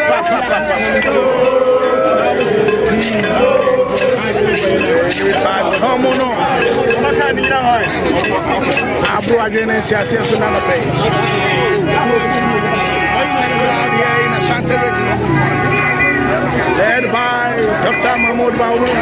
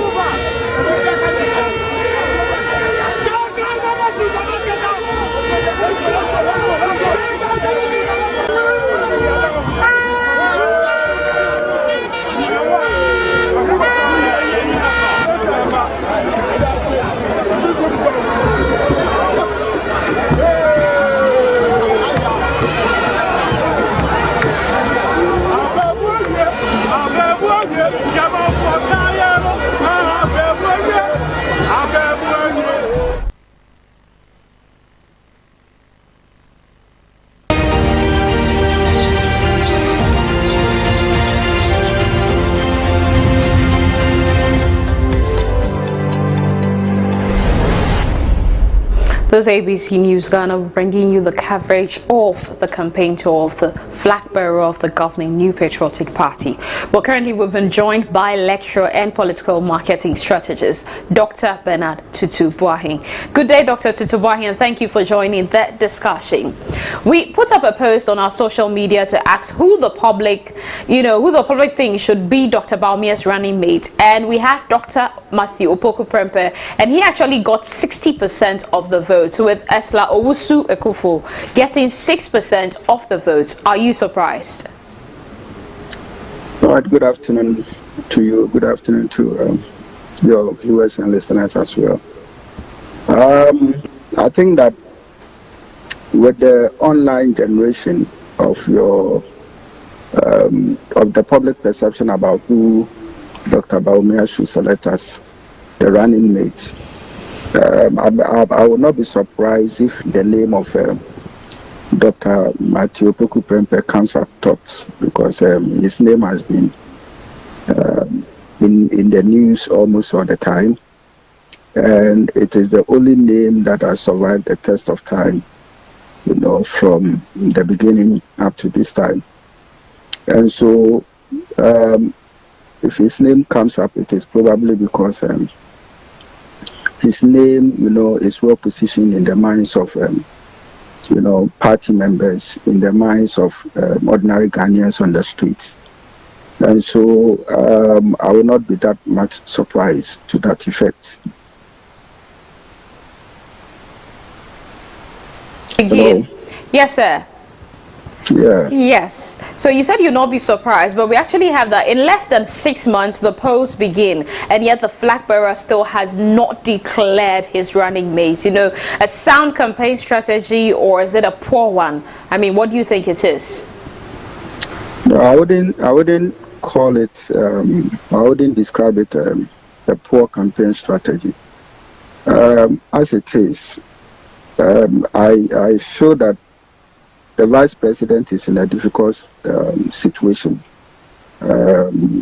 because he is not known to be somebody who would jump the gun, to make any decisions at all. He probably know, or he knows very much, that this decision will stay with him for 4 years or for 8 years. And even beyond that, it will stay with him for life. So he needs to make an informed decision that will not only, inure to the benefit of his campaign and his governance, but also, for the vision that he has, as well as the development of this country in general. And so I think that he needs to be given all the benefit of the doubt, and make his own decision at the right time that he feels that it is right for him to name his candidate. I think that he will do same. I've always advocated that he is going to be the person who is going to work with his running mate. And therefore, I don't think that any lobbyist, any giant within the circles of the NPP will need to force that decision down his throat. Because if it gets to that point where, he's not, or the vice is not giving him all the support that he needs, and the vice feels him in terms of his governance and all that, then he is going to be the one who is going to bear the brunt of the people. And so we need to give him that respect for him to choose his candidate at the right time. I've always said, you see, in Ghana, we don't choose candidates based on scientific, approach. It's more or less like a kind of haphazard kind of decision that we usually do. And for me, we've gone beyond that, and we've got into a critical stage in our democratic dispensation where names, partisanship and other things don't really matter, when it comes to candidate, selection. As I talk to you now, I am on a research trying to investigate, candidate selection and all. And I see a lot of complications in there, which I believe that in times past, presidential candidates and political parties, especially the two major political parties, have not given it a thought. And I feel that when these things are done and done very well, governance will be something that will be very much admirable within our circles, as a growing democracy. So Dr. Bawumia, he's a PhD holder. I think he is highly learned, and he actually knows what he's doing. And so I think that in the right time, he will give Ghanaians, what we want, and that actually will help his campaign and his governance. Mentioned that he does not need to be rushed in selecting the running mate. I mean, he needs certain key qualities. So in selecting the running mate, I mean, what are some of the qualities you believe that the flag bearer should look out for, which will actually complement his expertise to help him properly govern the nation, should he be elected? I think that from what I am seeing from the study that I have conducted, though it's not yet published, but I think that Ghanaians are looking for a kind of a running mate, who is high on personality. In other words, certain personality traits like competence, like honesty, believability, trust, someone who is committed to the cause of Ghana, and others are the things that Ghanaians are looking for. Basically, when you look at it from an electoral point of view, that is what mostly, the political parties would want to see. What is the value of the candidate, going into an election? In other words, they want to see the extent to which the vice presidential candidate or the running mate, will help, the campaign. And so basically it has to do with the home region, where the candidate is coming from. And so mostly, it is picked based on, from the camp of the NPP, it is picked based on, two key variables, ethnicity and then religion. And so you see that ex-President Kufuor picked the late Ali Muhammad based on, his northern ties and then his Islamic, or Muslim, ties. And then Nana Akufo-Addo also picked Dr. Mahmoud Bawumia based on his northern and Muslim ties. See, so this has been the tradition of the NPP. Now, which goes to tell you that there's always the assumption that there should be a north-south balance. Now, from what I'm seeing, it goes beyond north-south balance, and it looks a bit deeper. Yes, the north-south balance should be there, but that candidate that the Ghanaian is looking up to, so if you juxtapose the personality traits that obviously Ghanaians are looking for into the north-south balance, then what it means is that you don't just pick somebody because the person has an Islamic background, or you don't pick somebody just because the person is from the north. Because if you are not careful, you pick that person and the person lacks the key, personality traits that would support your campaign as well as your governance, ambitions. The next thing that I am also seeing, apart from ethnicity and personality, has to do with demographics. The demography of the candidates, and which also goes to support the fact that you probably will need a candidate, who apart from age, is also ethnically balanced within, the region, and that means that we need a candidate who has, more than one tie. Somebody probably will have a northern tie. The same person has, some ties in Eastern region. The same person has some ties, in the Volta region, so that you can capitalize on these ties, and then pull votes from all these areas. So that's why I'm saying that it is more strategic. All right. So you give it a more deeper consideration rather than a superficial kind of consideration where you pick a candidate and your campaign is going to be in shambles, and then your governance will also be in trouble. So a kind of deeper analysis that is required. So you actually mentioned that, it goes beyond the north and southern ties now. You're looking at the north and south, so with Dr. Bawumia leading, and with a lot of, circulation going on about the Dankwa Dombo Bosia tradition in the NPP, would you say this is at play here? You see, this whole issue about Dankwa Bosia, Dombo tradition, is a creation, all right? And I feel that too much of attention, is not really required from that perspective. I am of the view that, you see, with NPP as a tradition, I think that ideological positions, in times past, is something that is not really warranted, within this modern trends of democracy, more especially when it comes to selection of presidential candidates and selection of vice presidential candidates. And I'm saying that the dynamics are not something that you can just rely on party, philosophies, party ideologies, to make an informed decision. You must do a more scientific, robust, approach to the selection, and that is what I am actually emphasizing on. The northern-south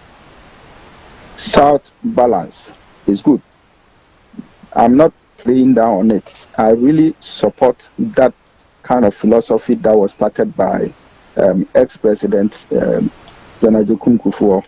But I also want to believe that becomes a springboard for us to move, deeper into a scientific realm where we would understand the actual scientific or scientific philosophy underpinning the north-south balance.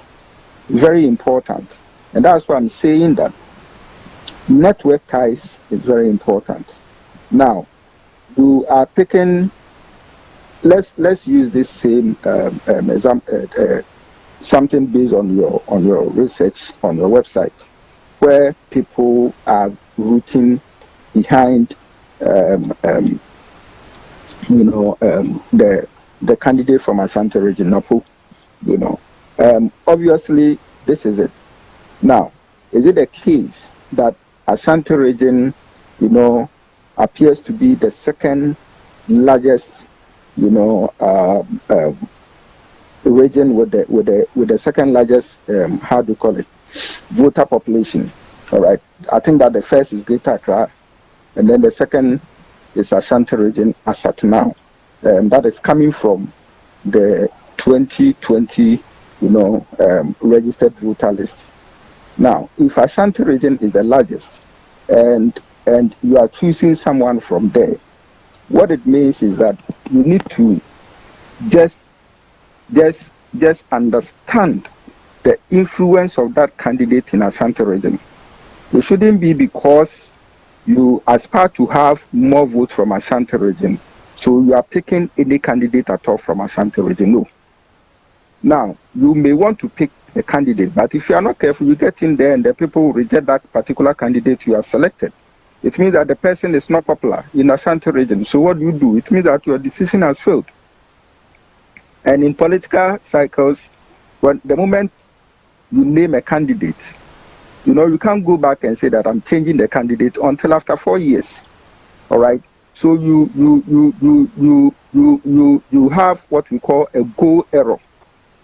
You have selected a bad idea instead of having the opportunity to select a good idea. So you go with it for the next 4 years. So to avoid that, you need to critically understand, that your decision will not be in a mess.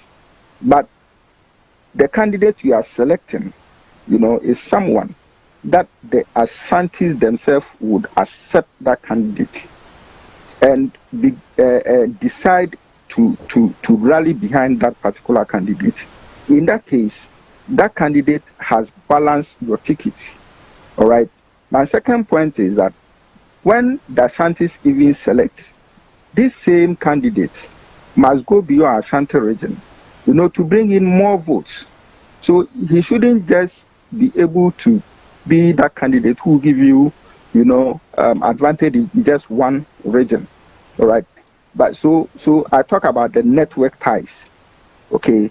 So when it comes to trade unions, does this candidate has any influence in trade unions that he can just move into that voter cohort and then bring some votes from there? Can that candidate move into another region, let's say voter region, and because of his or her special ties in that region, that candidate can bring you some votes from there? So you do a lot of network analysis to understand that, yes, the value of this particular candidate that I am bringing, it's not going to be that kind of stereotype value. All right. But this person is geographically spread that when I pick this candidate, I know for sure that he or she is going to complement my ticket in such a way that, I'll be able to get a lot more votes, from other voter, cohorts, and to make my victory assured. All right. So the issue of, traditions, this dispensation, is not really something that I, Dr. Titubuai, can stamp my authority on and say that, yes, the tradition will work when, and so he should consider, that kind of tradition going forward. What, in your view, has played out well so far for the flag bearer ahead of the December 7th polls? I think that yes, he has started his campaign well, starting from the macro level of, campaigning with a very deep emphasis on buzz marketing, where he's meeting opinion leaders, gathering their thoughts, informing his campaign, and also trying to put himself into certain positions that will give him that kind of recognition, awareness, and that kind of attachment. And so far, I think that these things are he's coming up very well on that score.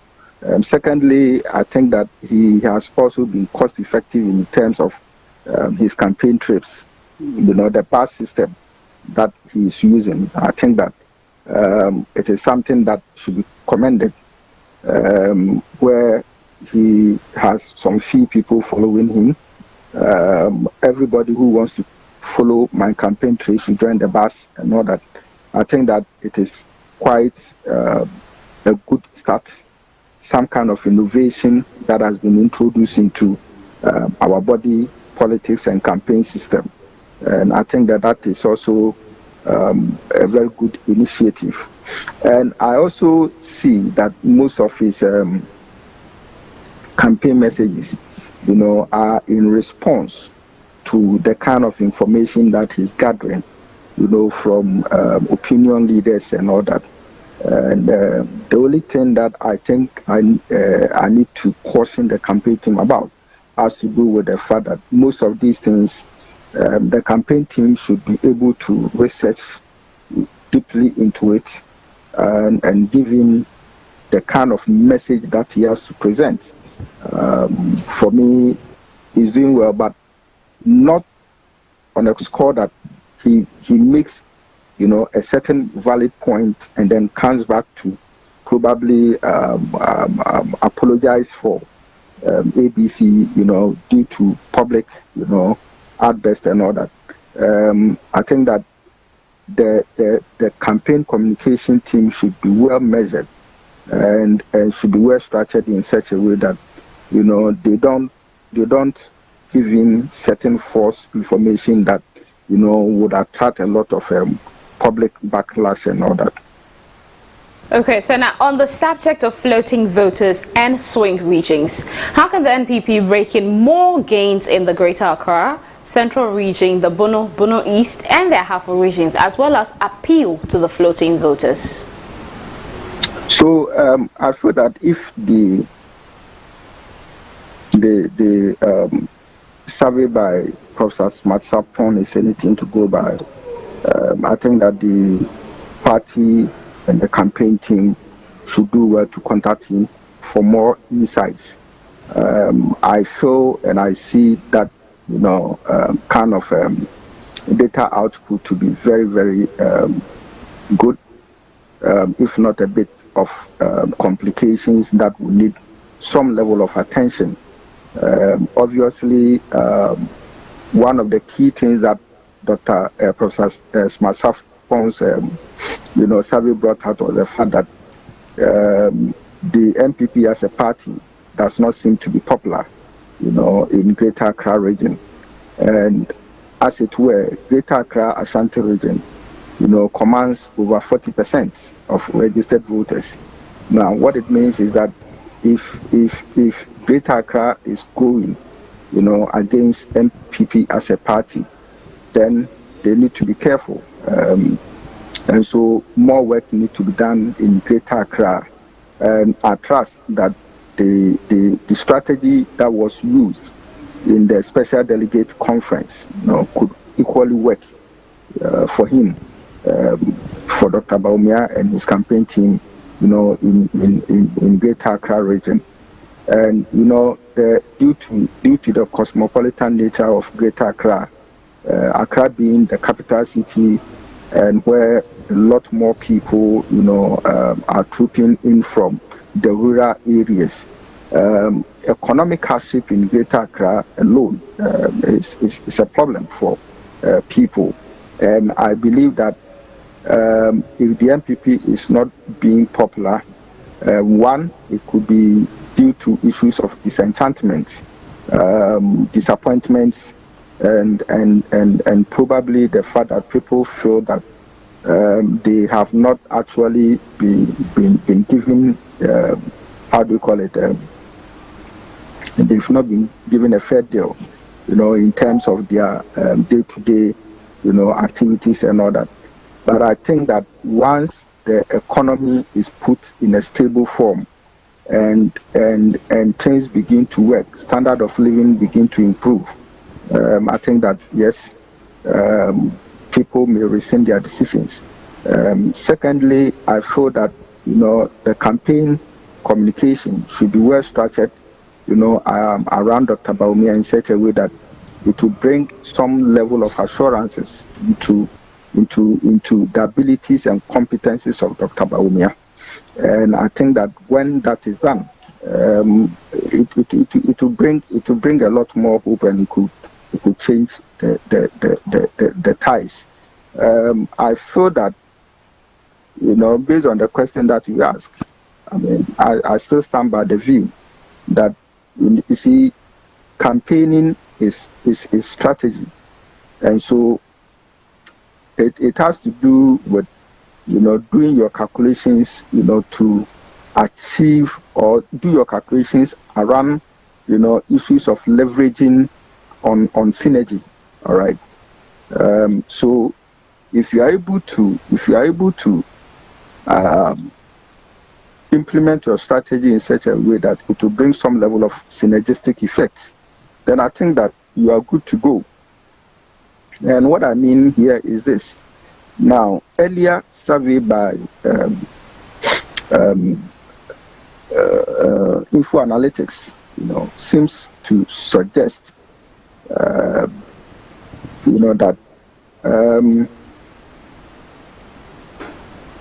NPP is losing, some key constituencies in Greater Accra. All right.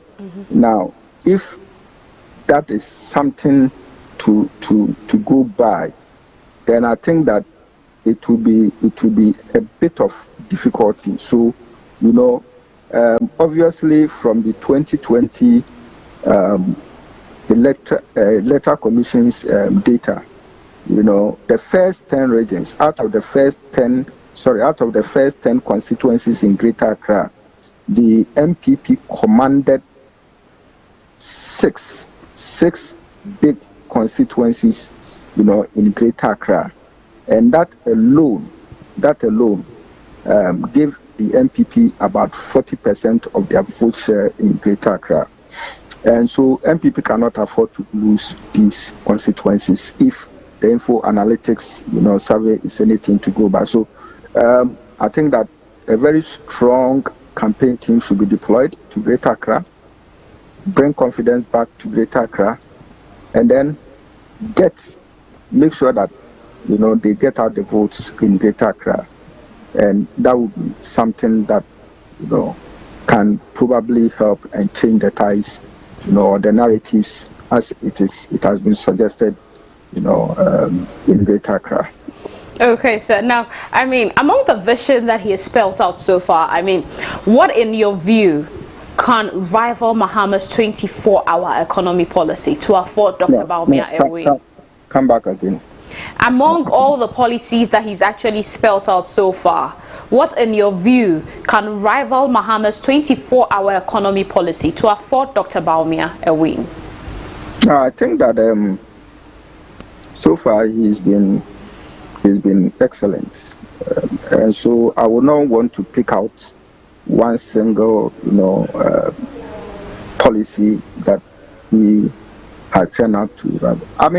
You see, politics is not like the game of football where you concentrate so much on your opponent. All right. From the experiences that I have, I think that what you should do is to make sure that your policies are superior, your policies are novel, your policies are so much in demand that the moment you put it out there,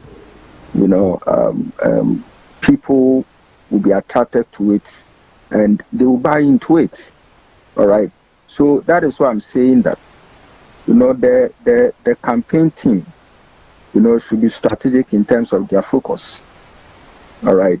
So it's not a matter of just putting up a policy.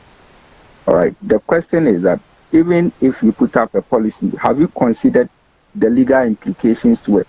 Have you considered the complications of the processes involved to get that policy implemented when you are elected into government? All right. Have you considered the financial implications of that policy?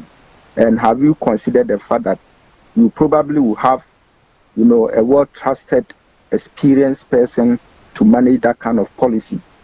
So it is not an issue of just putting up a policy. I mean, these are some of the things that when you come and you are not able to deliver, then the tape begin to play back on you and you begin to suffer. All right. So for me, it is not an issue of doing something in comparison, to what your opponents, seems to be also putting across. The question is, what do you have and how are you going to do it? What you have, is it based on the needs of the people? Is it going to address the needs of the people? Okay, what you have, is it going to change? Is it going to change the fortunes of Ghana? What you have, is it going to bring growth? Is it going to, help Ghana, move out of the woods? So these are things that for me, I think they will be a matter of concern that the NPP and Dr. Bawumia, should focus on. All right. The issue of Me Too kind of campaign, it's a thing of the past. At this time of our dispensation, democratic dispensation, Ghana needs that kind of a creative leader. We don't need a president. We need a creative leader. We need a leader who is going to bring some level of revolution into the way we do things. We need a leader that we can look up to. A leader who will bring so much confidence. A leader who will turn the fortunes of this country, around. A leader who can think outside the box. It's not just a leader who will just speak and do nothing. All right. So for me, if Dr. Bawumia is putting up a policy, that policy should be measured. And that policy should be measured within the needs and wants of Ghanaians. It should be measured within, the development of this country. It should be measured, within improving the living standards of the people, and then making Ghana a better place to live. Thank you so much, Dr. Tutu Boahi. It's been a pleasure talking to you. We'll definitely get back to you again. You're still watching ABC News Ghana. My name is Epifania Chukutokli. We have been bringing you the coverage of the official campaign tour of the flag bearer of the governing New Patriotic Party. Don't forget, he commenced his 3-day campaign tour to the Ashanti region today. And earlier today, he actually met with the party executives, the regional party executives. He also paid a courtesy call on the Ashanti Regional House of Chiefs. Now, he also engaged with the Black Stars ahead of their match tonight against the Central African Republic at 7 p.m. Now, he's also going to meet with the clergy and he will also meet with the imams. But next that will bring you later today is his meeting with the Ashanti Region professional bodies, And Amit mentioned this is made up of separate organizations. So just so that you have a clear idea of the Ashanti Region professional bodies. So these include the Ghana Medical Association, the Ghana Bar Association, the Ghana Journalists Association, the University Teachers Association of Ghana, the Ghana National Association of Teachers, the National Association of Graduate Teachers, the Coalition of Concerned Teachers, the Ghana Institute of Architects, the Ghana Institute of Engineers, the Ghana Institute of Surveyors, the Ghana Association of of Society of Medical Physics, Nurses and Midwifery Association, the Institute of Chartered Accountants of Ghana, and the Ghana Institute of Planning, among others. Don't forget, we'll bring you coverage when he's actually addressing them later today. You're still watching ABC News. Do stay with us.